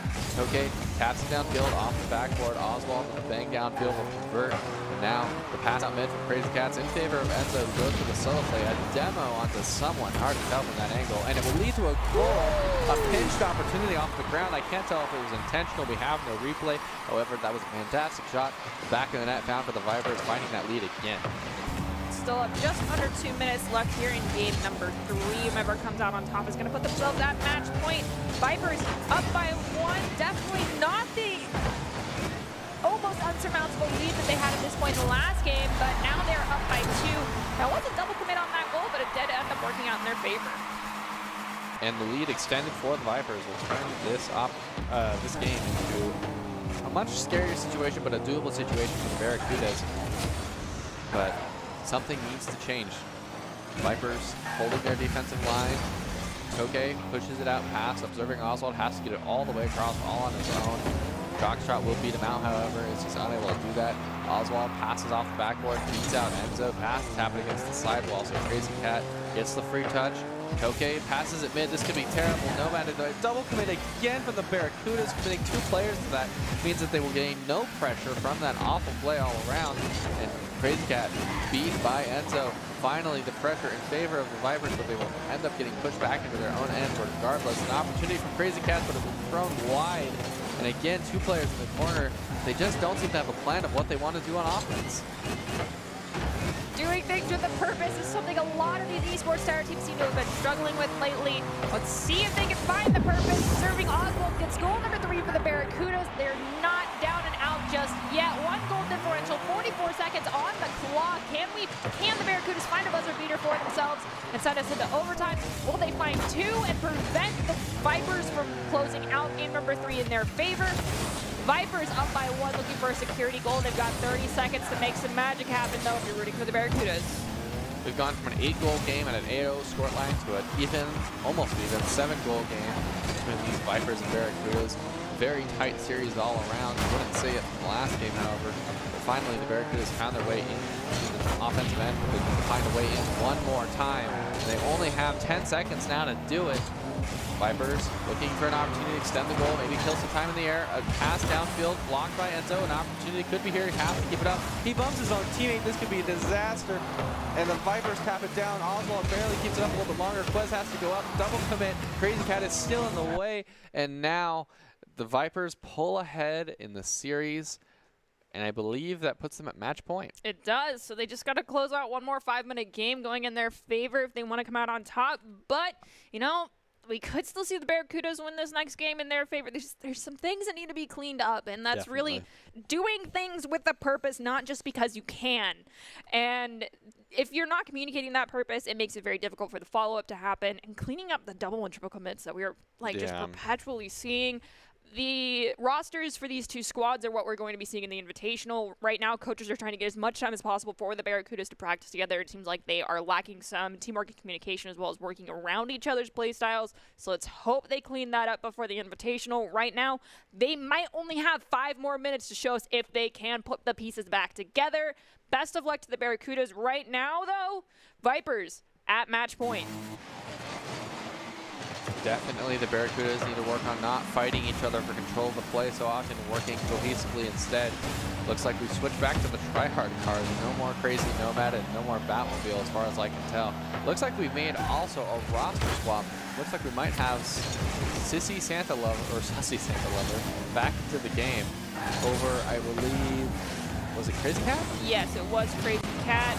We'll have to see how this works out for them. Ball here in the corner with Enzo. Very little pressure. Quez comes in to put pressure on them. Sussy Santa Lover finds the kind of clear over towards the side. They're going to push it forward. The rotations did not come out, though, from the Vipers just yet. The ball's still at the mid. Quez is going to force the ball to go off the ceiling.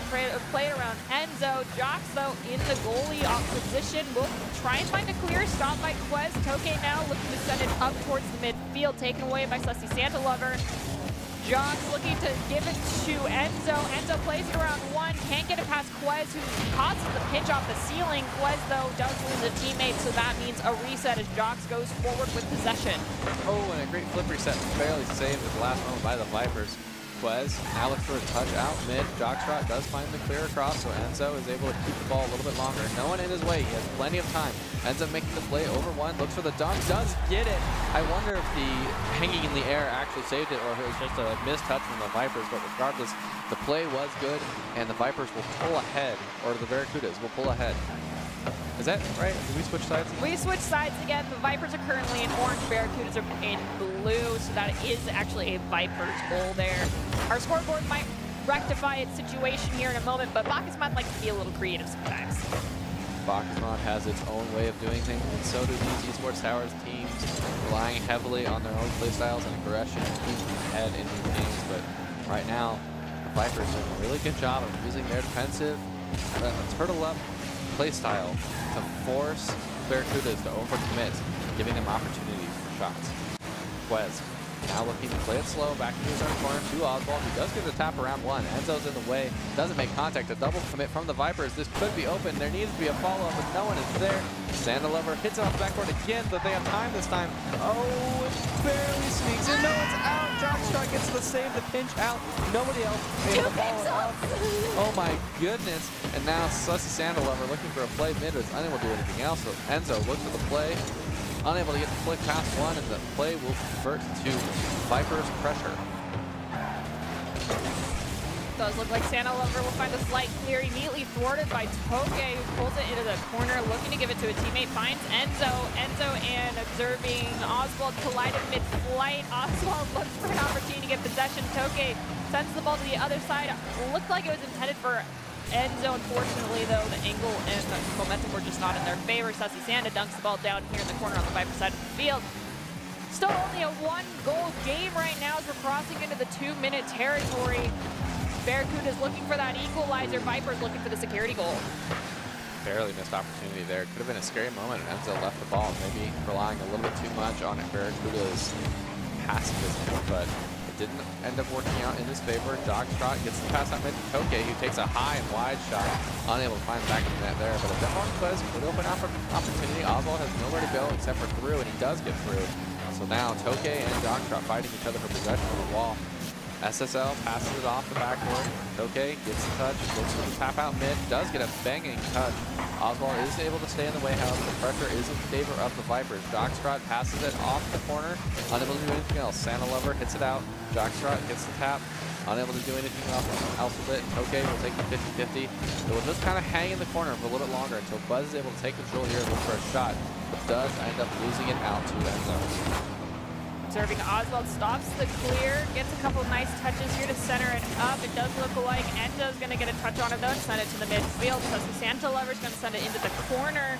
Going to be corralled again by Enzo, who has no pressure being put on them right now, bringing it to the midfield. Jox will touch the ball, send it to the side, centering it up for Toge. Toge tries to take the shot. It's going to be taken away though. Toge's deep into that Barracuda's goal.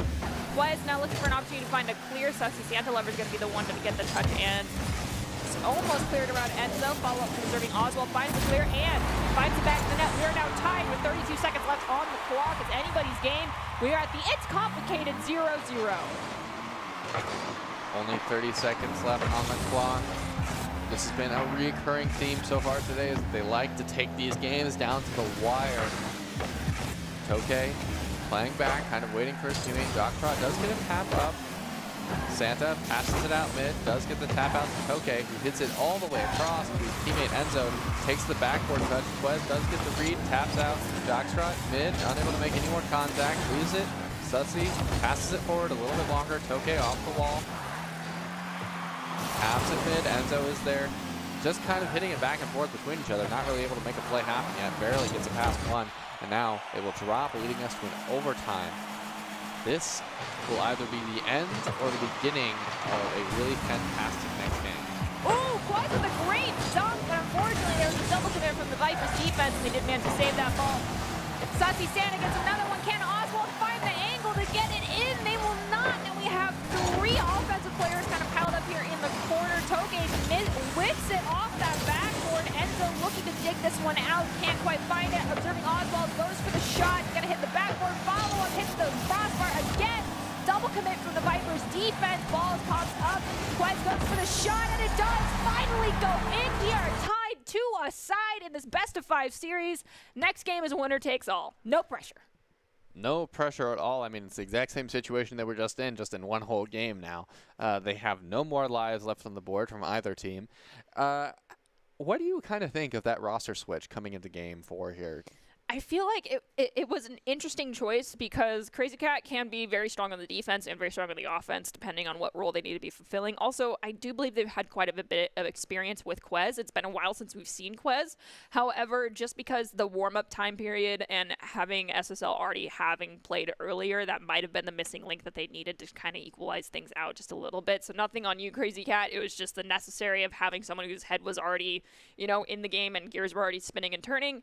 But it could go either way. We might see another roster swap. We could see Crazy Cat come right back in. I don't know, but right now it feels like it's pretty equal. They just really, if the Barracudas want to come out on top, they need to clean up the double commits. I definitely have to agree. I think the double commits kind of did seem to go mostly away when they pulled Crazy Cat, but I can't really attribute that to Crazy Cat specifically. There were a lot of opportunities that I saw where Crazy Cat was already there and he had a teammate bumping him, so something about the team synergy not necessarily isn't there, but isn't there right now. So I wouldn't surprise me if this roster change stays for Game 5, if there's an expectation to win. We will see it will stay, but man, that last game was so close. I have no idea who's going to come out on top. That is a sign of some good Rocket League. We have Sussy Santa Lover trying to center it up. It does end up getting circumvented, though, and sent all the way to the other side of the field. Enzo goes for the shot, taken away by observing Oswald. Toke and observing Oswald. Elevate. Oswald's the one to get the better of the 2 touches. Quez is going to push forward. Ball is too far wide of the goal. Quez centers it up. Oswald rotates back, but it seems like they weren't quite ready for that one. Sussy Santa going to set it to the side, center it back up. Taken away by Jox. Quez comes back in to prevent this ball from getting into the back third. It does get demoed by Jox in the process. Enzo cherry picking. Doesn't get a touch. Sussy Santa comes in to stop that pass from Toke. 4 players in the corner. Quez taking it slow, tries to get past Jockstrap, fails. Observing Oswald is up, unable to make contact. An opportunity here. It's still off the backboard. Here could be another shot. Toke hits it down to Enzo, who's unable to find the back of the net on his own. Jockstrap keeps it in play a little bit longer. Oswald does get the bang downfield, could be open. Enzo isn't in the way, and it will go in. A wide open net, almost saved at the last moment by the Vipers. The Barracudas will pull ahead, finding a lead that they need to keep the pressure on the Vipers coming into Game 5. Took a whole minute for that first goal to be scored for the Barracudas. We have observing Oswald now going forward. Ball's being spiked up by Jox. Jox now looking for a clear, takes a couple of touches, does not have a lot of pressure on them. Was finally does decide to cut in to put it on to... Oh, ball hits the ceiling. Looks like Toke's going to try and pass it to Enzo. Enzo was still falling off of that awkward pinch play earlier. Jox and I believe that was Sussy Santa will go for the 50-50. Ball still in favor of the Vipers. Ball centered up. Enzo can't get a touch as Quez pushes it to the side. Back to Jockstrap though. Almost a double commit between Sussy Santa and Quez results in Quez actually be able to get the pass from Santa. Enzo though elevates, taking the ball away. Keeping it close, does get beaten by SSL, who takes it off the wall, looking to go all the way around now, and he gets beaten, but it will hang in front of the net a little bit longer. Quez could shoot a double commit from Toke, and one of the other Vipers will lead to an opportunity, but ends up Enzo being in the way. He goes for the must touch, is unable to get it. Jockstrap pops above one. Oh, gets bumped, is unable to keep it to himself a little bit longer. Quez with the touch will lead out to Enzo, who gets the pass out mid, unable to make any more contact. SSL passes over to his teammate, gives it away. Now the pressure has converted in favor of Barracudas. Vipers need a way out, and they need an offensive opportunity fast, otherwise they're going to be stuck in a world of hurt going into this last half. Quez steals the ball away from Enzo. Joxo takes it right back. It ricochets off the ceiling. They might lose possession here to observing Oswald. Jockstrap plays it around one, leaves it for Enzo. Touch from Sussy Santa Lover will force Toke to come in and get involved in the play. Off the back wall, Sussy looks for a clear, can't quite find it. Observing Oswald has to take it around two, decides to take one out instead. Quez leaves it for Santa, who finds the clear. He's going to toss it to Quez. Quez sends it to the corner. Oswald looking for an opportunity. It looks like an awkward double commit does result in Enzo ending up with possession. Ball crossing that midfield stripe. Quez looking for a chance to take it away from Jockstrap. Jockstrap up, passes down, is unable to get past SSL, but Quez has an opportunity. He does not make contact, so Toke will hit it off the wall. It will go in favor of Oswald. It passes out mid. Toke is able to remain in the way, takes it low 50. It will go in favor of SSL, so Jockstrap is on the wall to get in the way. One is back. Jockstrap does find the beat, an opportunity here, but Oswald is in the way a little bit longer. Oswald in the way, over and over again, unable to get past the midfield for the Vipers. They need to find a way to break down and work together or get a demo on to Oswald. Finally, they work together for the pass off the ball. An opportunity here finally there as they're playing offense, but SSL taps it away a little bit longer. Could be dangerous. Nothing more can be done with this, so Enzo has to follow up the wall and just try to keep possession. Serving Oswald gets it past them. Jockstrap off their own back wall, looks for a touch, can't find it. Double commit from the Barracudas. Sussy Santa at the mid tries to pop this ball to prevent the volley from happening. Quez gets a touch. It's going to go to the wall where Jockstrap was waiting. Shot on goal a little bit too wide, being the saving grace there for the Barracudas. Observing Oswald pushing forward, does have Sussy Santa there to help him out as they get taken out instead. So Quez now forced to rotate back. Observing Oswald is ready for a pass from Quez. Quez is going to elevate off the wall. Has the opportunity to dunk this down to a teammate. Doesn't really need to, though. Takes the shot. Jockstrap's going to take that one away, sending it to the side, passing it to Enzo. Quez not giving up just yet. Observing Oswald chasing after this ball. Enzo's coming in. Ends up ricocheting off of Enzo. Shot on goal from Sussy Santa. And that's going to be goal number 2 for the Barracudas with 30 seconds left on the clock. The adjustment made in Game 4 is paying dividends for them right now. They only have to hold a 2-goal lead for 30 seconds. That definitely has to be a comfortable spot. 2 goals is usually manageable, but in 30 seconds, it's quite an uphill climb, and in such a short time as well. Enzo trying to be in the way, is unable to do anything else. He gets played below, and SSL will find a 3rd goal, 18 seconds left on the clock. That's 1 goal for 6 seconds. That's the only hope the Vipers have, but that is quite the difficult venture that they have in front of them. And so far, the Barracudas are not letting up anytime soon. Enzo desperately trying to create an opportunity, smashing it downfield, barely SSL missing, and now an opportunity from Vipers, but it is quickly thrown away by a bad 50 in the midfield. Enzo has to re-find all that ground just made. No time left. Ball hits the ground. That should be it. Honestly, if I were, yes, the Barracudas, I would just ground the ball. And with that, the Barracudas will win out in this best-of-5 series.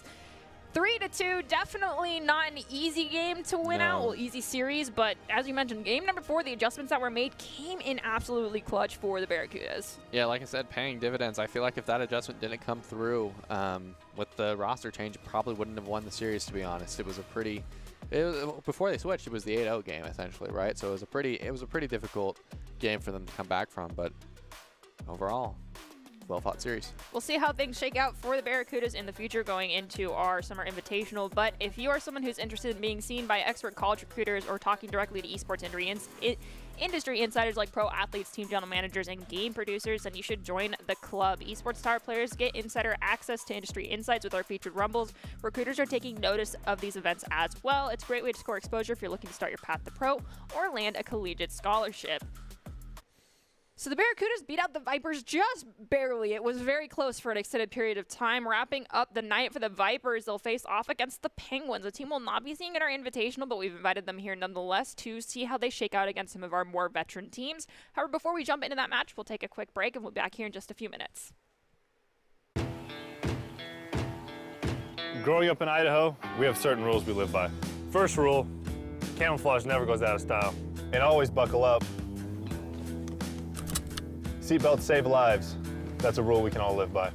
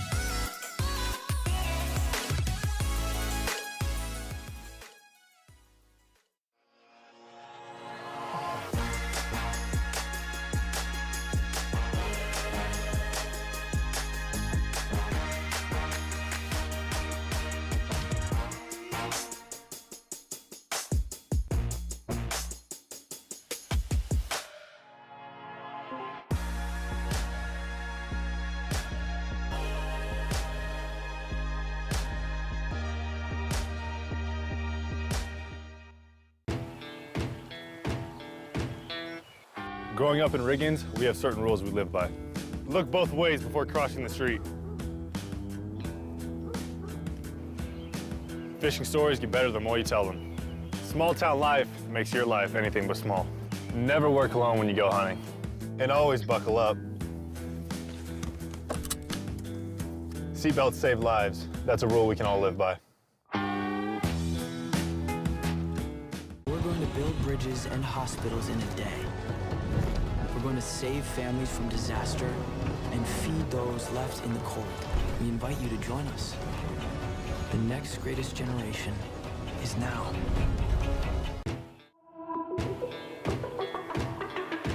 Growing up in Idaho, we have certain rules we live by.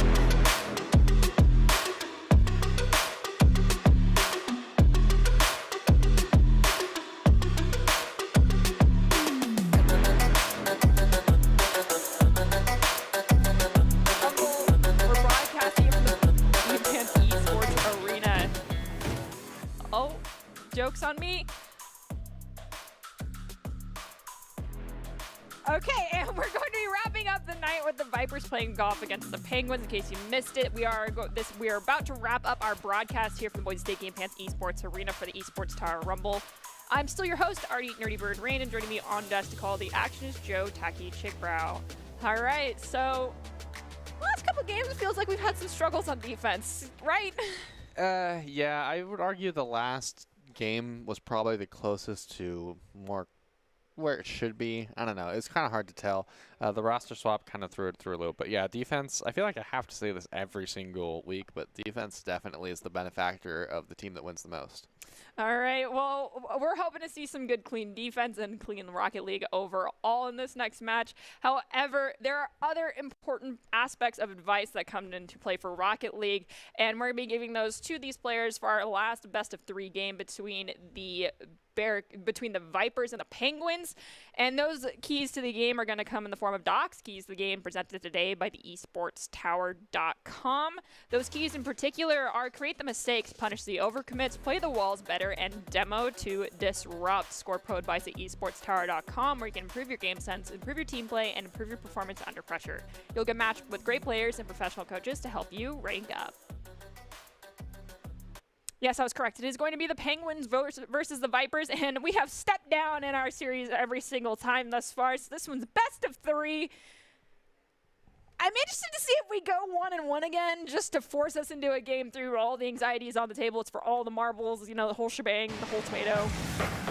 Yeah, I mean, I'm excited to see just who we've got for the Penguins here. It looks like we've got some familiar names. We have Free Ink, Llama, who I don't think I've seen before, and Side KJS. I feel like the Penguins title, whether or not who's playing under it, isn't pulled out that often. So it's nice to see, you know, a new animal get thrown onto the table a little bit. This time we got Penguins versus Vipers. But we'll have to see what this Penguins team has in store for us in the short time that they have the opportunity to be on the field with us. We've seen some roster swaps as well for the Vipers. Drox is going to maintain their position, but we have High Ice coming in, a name we've seen a couple of times. Be Happy 2004 is a newer one. But between Jocks, and I think that was actually Be Happy, they'll find goal number 1. And then as far as the Penguins go, you brought it up earlier, I think KJS might be another player that we've seen here, KJ4 Esports Tower Rocket League, just possibly with a name change. I could be completely wrong, though. It could be a brand new player. And if you are a brand new player, welcome. If it's you, KJ, hello. Good to see you again. High Ice with the clear down the center of the field. Takes it back to himself. Is unable to beat Llama Comp. He plays it back to himself. Free Ink ends up cutting in instead. Jockstrap will pass up to himself off the ceiling. Is beat by Side. Maybe expecting it to hit the ceiling with a little bit more force. Instead, Be Happy will hit it back and away. So High Ice will pass with getting it out. Plays it back to himself. Goes for the ceiling play, but is beat out by Free Ink. Will pass out to Be Happy. Taps it up and away towards the wall. Jockstrap looking for his own play, but is unable to do anything else. The pressure will convert in favor of, I guess, the Penguins. Lamakov at the mid has Jocks make an awkward touch as well as High Ice. It looks like we have some weird color situation going on. Anyway, my brain is not working anymore. Jockstrap Free Ink, go for the challenge. No one gets it. Be Happy is going to come in. Forces the 50. High Ice able to get around 1. The colors are swapping every time we change perspective. Are they? Yep. Almost every time. On the scoreboard or On the field. on the field? Because High Ice is currently listed as being in blue, even though they're in yellow. Oh. And Llama Comp's now yellow, even though they're blue. Be Happy is blue, even though they're yellow. I don't know. I'm just going to call names. Free Ink's going to push forward with possession. It's going to look like it's Joshua on the ground. See, they went from blue to yellow. Now good pushing forward into the corner, takes the shot. 3 defenders there to stop it. None of them can make contact, and that is another goal for the Vipers. Okay, Jockstrut with the breakaway. Will take it up off the ball. Maybe look for a pass off the ceiling. Will make contact, but kind of slow. Side is able to hit it out. High Ice in the way. Not able to make contact. Llama looking for a flick. Gets it over. Jockstrut is able to save it out. High Ice can find an opportunity, but does leave it for Free Ink. Rotates around. Jockstrut moving up. Unable to do anything with it. Passes away. Side looking for an opportunity off the ball. Is unable to do anything with it. Big clear downfield towards Free Ink. Unable to make contact, and will go in favor of the Vipers, I believe. I think all of those goals almost have been scored by Jocks. Maybe one, yeah, one from Be Happy and the High Ice, but then the rest are all from Jockstrut. We've got 2 minutes left here in game number 1. It's best of 3. Vipers currently up by 4. Penguins have not put one on the board yet. Looking for that morality goal, or they can close this gap. 1 goal every 30 seconds is doable. However, they've got to clean up and take away these opportunities from Jocks. Jocks just does not have pressure on them most of the time. And the response instead is actually going to be Lamacon getting taken out by Jockstrut. Jockstrut passes all the way downfield. Be Happy taps off the backboard. A good passing play, but not quite able to finish. Jockstrut hits it back off the wall. An opportunity here. A great redirect. Really hard to save, and it will leak in barely. Jockstrut showing off why he is an Esports Tower player. What an excellent shot. Yeah, Doc is currently 4 for 5 shots on goal. Yes, High Ice was the other one to get that goal in for the side of the Vipers. Right now, we are dwindling down to the last 80 seconds here. Vipers currently up by 5. Lamacon centers it up, but KJ cannot find the touch in time. Be Happy with possession's going to pop it up. Free Ink's going to dunk it down past some Jocks. Immediately circumvents that opportunity for a shot on goal. Ball at the midfield. KJ's going to rotate back. Look for a touch here. Be Happy's going to put pressure on them, as will High Ice. The ball gets pinched up towards the ceiling. No one corralling this ball down just yet. Lamacon anticipating the shot on goal from High Ice, but a triple commit from the Penguins does result in a save. Ball at the midfield. KJ has very low pressure. Plays it around High Ice. Can they find a centering opportunity for Llama to get a shot on goal? They will not. Instead, the ball's going to be cleared by Jockstrut. High Ice passes it down. Jockstrut is in the way. Lamacon taps it away. And now, kind of a slow play on the corner. Be Happy trying to get past one. He is able to get it. No contact from the Penguins. Will make it so the Vipers can pull ahead, I believe, even further. Yep, 6-0. Vipers favor. Kind of ringing of the same kind of sound of the 8-0 from the Vipers earlier today in the best of 5, but this time a completely different roster and completely different team to play against. It feels like the Vipers offense has definitely been something to watch out for today, which is not usually something that we have to worry, or that either team has to worry about with them. 5 seconds left. Penguins still just looking for one morality boost goal for themselves, but the ball's going to hit the ground before they can get a breakaway with that. The Penguins will look to try and equalize out our series in game number 2 if they can. Currently, though, Jockstrut needs to be shut down.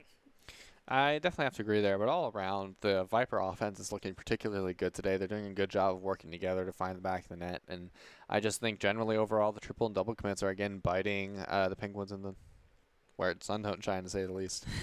Well, that comes down to communication and working together. Penguins are a newer roster being put together by the Esports Tower, so it's going to take a little bit of time for the cobwebs to go away and for everyone to figure out each other's play styles and how to work around one another. After all, this is just a scrimmage, and it is a best of 3, so they got to clean things up quickly if they want to have the opportunity to challenge the Vipers in this next game. Otherwise, Vipers will win out the series. They're already at match point. That's how a best of 3 works. That's why they are such anxiety-inducing series. Game 2, 50-50, even in the midfield, hanging in the air. Free Ink does get the first half, however, towards the back of the net. Jockstrut hits it away. Lamacon unable to make anything happen, so Be Happy will bang it downfield back to himself, makes his own play. Lamacom beats out the second time, however, and Dogstrot will have to take control. Well, at the mid, High Ice is going to get a touch on it, played around 1. It's going to be tossed back across that midfield stripe, though, to the back third on the Viper side. Dogstrot's going to pop it up, look to play it around Free Ink. They managed to do that by sending it to High Ice, but shot on goal from Free Ink. Instead, it's going to result in goal number 1 for the Penguins. Penguins finding their first goal of the series so far. Definitely a sigh of relief for them. Now they just have to find a way to hold it and extend it.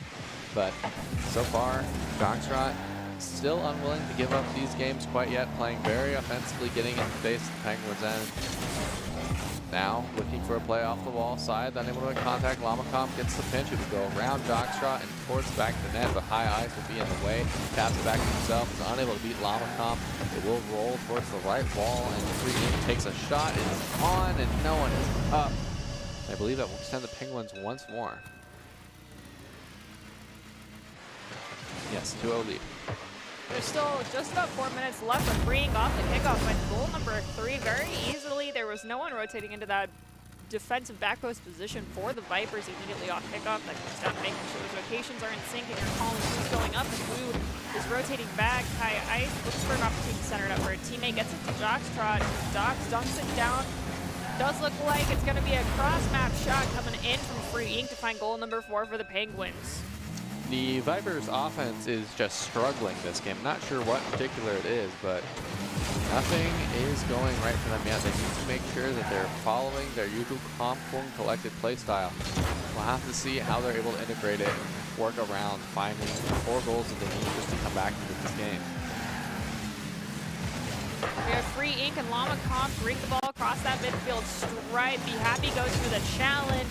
KJ goes for the shot, manages to find it. That's goal number 5 for the Penguins.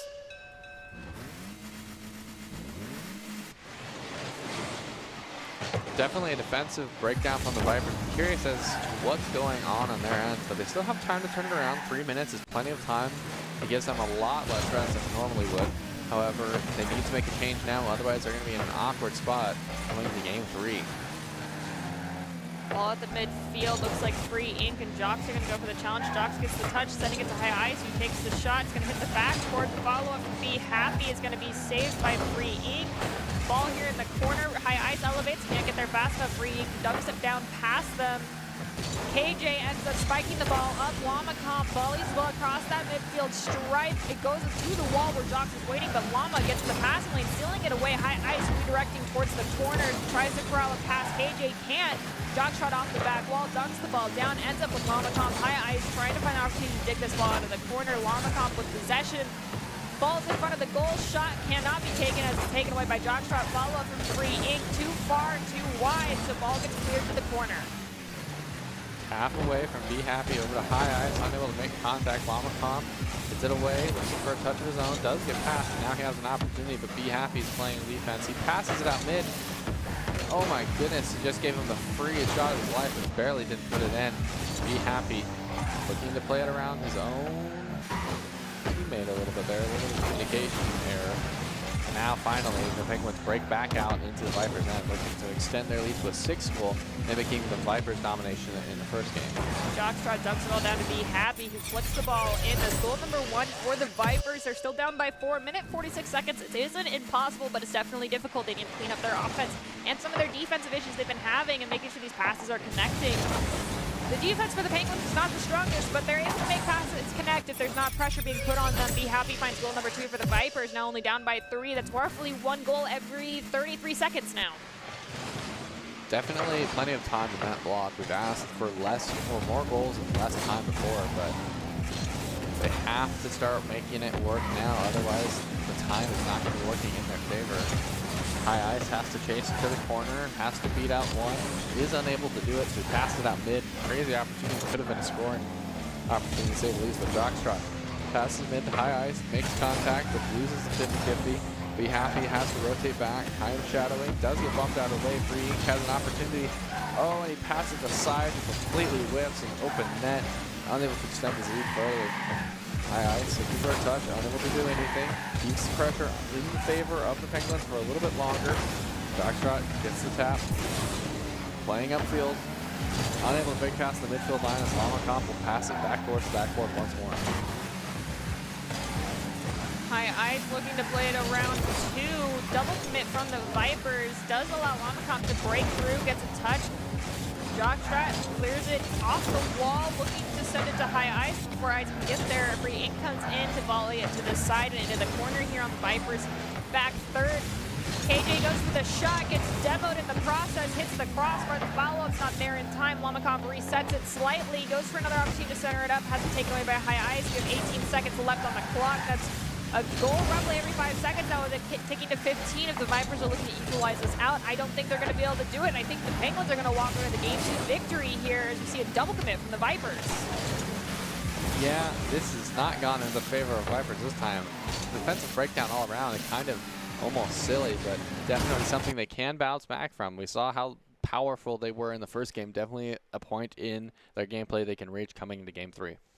Game number 3 is for all the marbles, the whole tomato. I don't know, the whole shebang, the kit and the caboodle. I don't. All the marbles.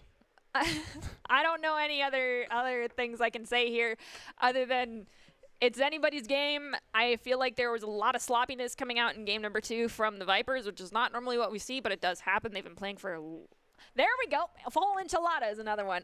A whole tomato is a reference from Community. If any of you have seen that show, it's from 2013. I get it if you haven't. I'm old. Anyway, right now, anybody's game. It's could go either way. There's issues on both sides, like triple committing in the goal on defense coming out from the Penguins and double committing on defense coming out from the Vipers. So who cleans up what is really what's going to decide things here. And honestly, the Vipers need to stop letting passes just go super easily.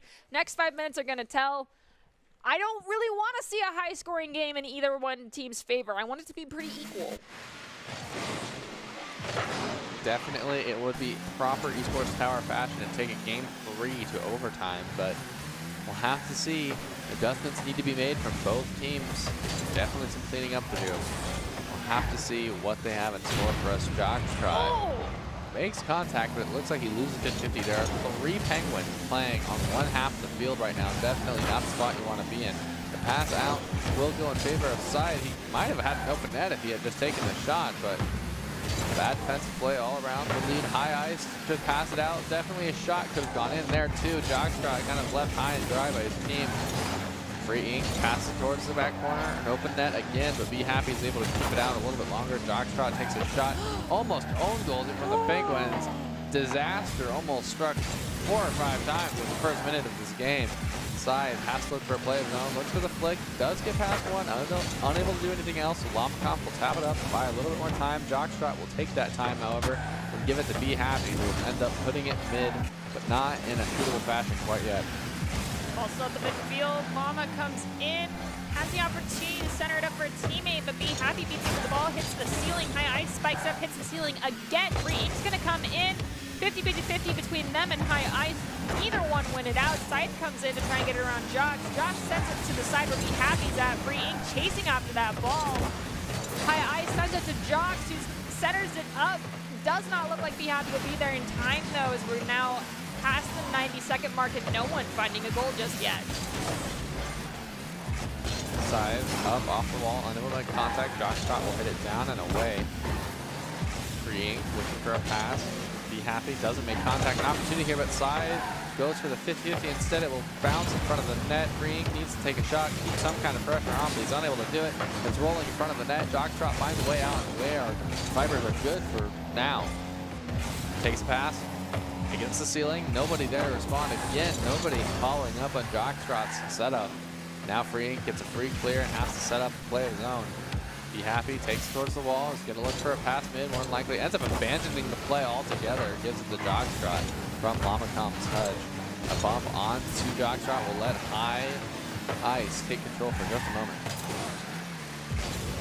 KJ looks for a touch, goes off the back wall. Llama tries to get the follow-up, but Jocks gets it instead. Free Ink's gonna try to reset this opportunity for the side of the Penguins.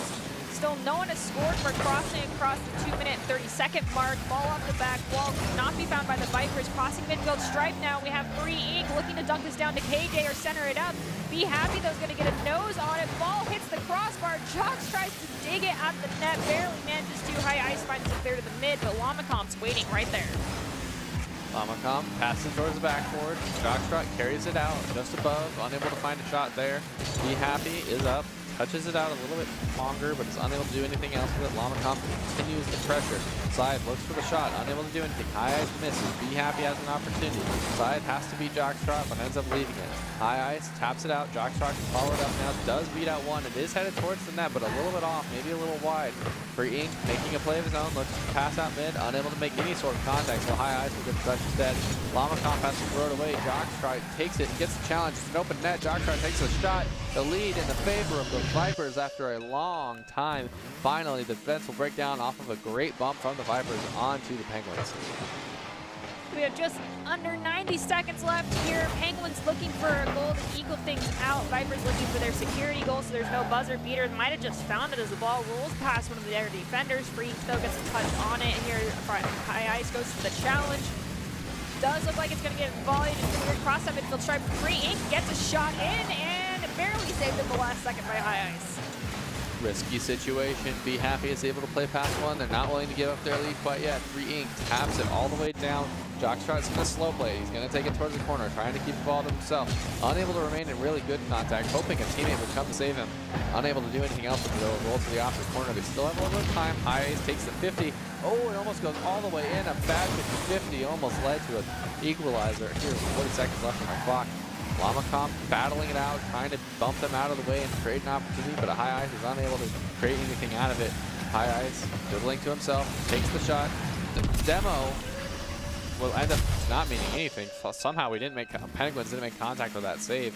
And now the Vipers will pull ahead 2-0 with 30 seconds left on the clock. The pressure is in their favor in this game 3. High Ice will demo one of the Penguins off kickoff as well. Jockstrut goes for the challenge. Free Ink's going to elevate. Ball crosses midfield stripe regardless. Lamacom volleys it. It's going to go into the corner on the Vipers back third. Free Ink bumps Jockstrut out of the way. Llama pops the ball up. Jox will elevate over KJ. High Ice looks for the redirect to Jox. Jox is going to pop the ball back up in front of the goal here, but it goes to the side. We've got 3 minutes left on 3 seconds left on the clock. Vipers up by 2. I do believe this is going to be a victory for them, but they're trying to keep the ball in the air just to find one more goal for themselves. But with that, ball hits the ground. Vipers walk away with a 2-1 victory. Took them a while to figure things out in the last game. Yeah, I have to agree. It was a much closer battle, which I guess makes a little bit of sense. It was a blowout in the first game, sort of a blowout in the second game. It makes sense that they meet in the middle for the last game 3, but you know, it was a well-fought game, a good series. I mean, every series today went to the final game, so it was really exciting day all around of Rocket League for Esports Tower. That's what we like to see. Means some good Rocket League, and if you want the opportunity to see by some expert college recruiters, talk directly to esports industry insiders like pro athletes, team general managers, and game producers, then you need to join the club. Esports Tower players get insider access to industry insights, and with their featured rumbles, recruiters are taking notice of these events as well. It's a great way to score exposure if you're looking to start your path to pro or land a collegiate scholarship. We have one more task set out before us, and I actually think for once we're at a consensus. Probably. I felt like it was pretty clear today overall. But, yeah. I mean, the 3 people that I have written down, because player of the game is what we're moving to now. I have Enzo, Jockstrut, and specifically that picture of Doc as my... Yep. I'm in the same boat. So those are the suggestions we get to make. Ultimately, it is up to production. We don't get the final say here. But if I did, I would pick the picture of Doc, because I think that he really made the games more intense today. We could be completely wrong, though. It does look like the player of the game is going to be Enzo. So congratulations, Enzo. The ICCU player of the game is brought to you by the Idaho Central Credit Union, who believes a great player makes a team more successful, just like Idaho Central is helping members achieve financial success. Enzo is Idaho Central Credit Union player of the game. Have to hand it to Enzo. He was an offensive powerhouse today. Very entertaining player to watch. Did a really good job of creating opportunities in the midfield and forcing the defense to play perfect Rocket League from time to time. And when they didn't, he would counter consistently. Great player all around. A shining star of Esports Tower. just like all of his teammates. For sure. Did a great job slotting into that role for the Barracudas when they were down one of their members. So nicely done, Enzo. Look forward to seeing more from you in the future. And hopefully you are going to be you will be part of the Vipers roster going into going into the Invitational later this month. And but as we prepare to close out these matches, do you have any big takeaways? My big takeaway is mentality and defense. I mean, I have to add defense in there. Defense was huge in a bunch of these, but keeping your mental in place, even after, an 8-0 loss or a 6-0 loss, is what's going to keep you in those games longer and give you the opportunity to come back. Could not have said it better myself. And with that, I want to give a quick congratulations to all of our teams and for an exciting night here with our Rocket League Esports Tower Rumble as they prepare for the Esports Tower Summer event. The Barracudas, Scorpions, and Vipers all look very strong as they're ready to face off against each other in the coming week. The Penguins also looked very strong for a brand new team. Make sure to join us next week on Wednesday night for our Summer Rocket League Rumble at 6 p.m. Eastern Standard Time. We're going to close out with our top 5 plays of the game presented today by the Idaho Army National Guard, who invites you to take your critical thinking skills into real time with more than 10 jobs offering $20,000 in bonuses and your degree of choice paid for. The Idaho Army National Guard is the best team out there. Reach out to them on Twitch at iGuard Gaming. And from all of us here at Boise State Esports, have a wonderful evening. Stay safe, stay healthy, wear your sunscreen, and drink some water. And we'll see you all next time.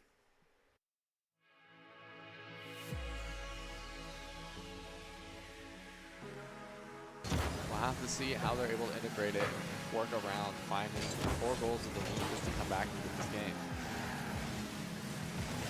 We have Free Ink and Llama Kong bring the ball across that midfield stripe. Be Happy goes for the challenge. KJ goes for the shot, manages to find it. That's goal number 5 for the Penguins. But the last game definitely was a closer scoring game than we saw earlier. So that's what I want to continue to see. Basically guaranteeing a full best of 7 series. At this point, best of 5.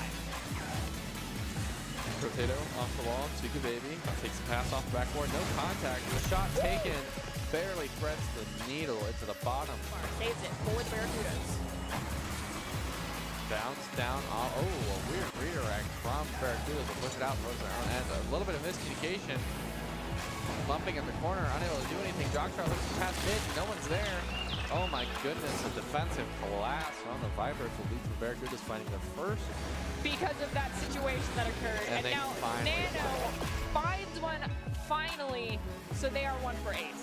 1 for 8, for anyone who doesn't particularly like math, is really bad. It's 12.5%. Yeah, it's pretty miserable, but baby, now they are 2 for 9, not much. But scaled creature not having legs, and so far, Crazy Cat has decided the Barracudas are the best of that.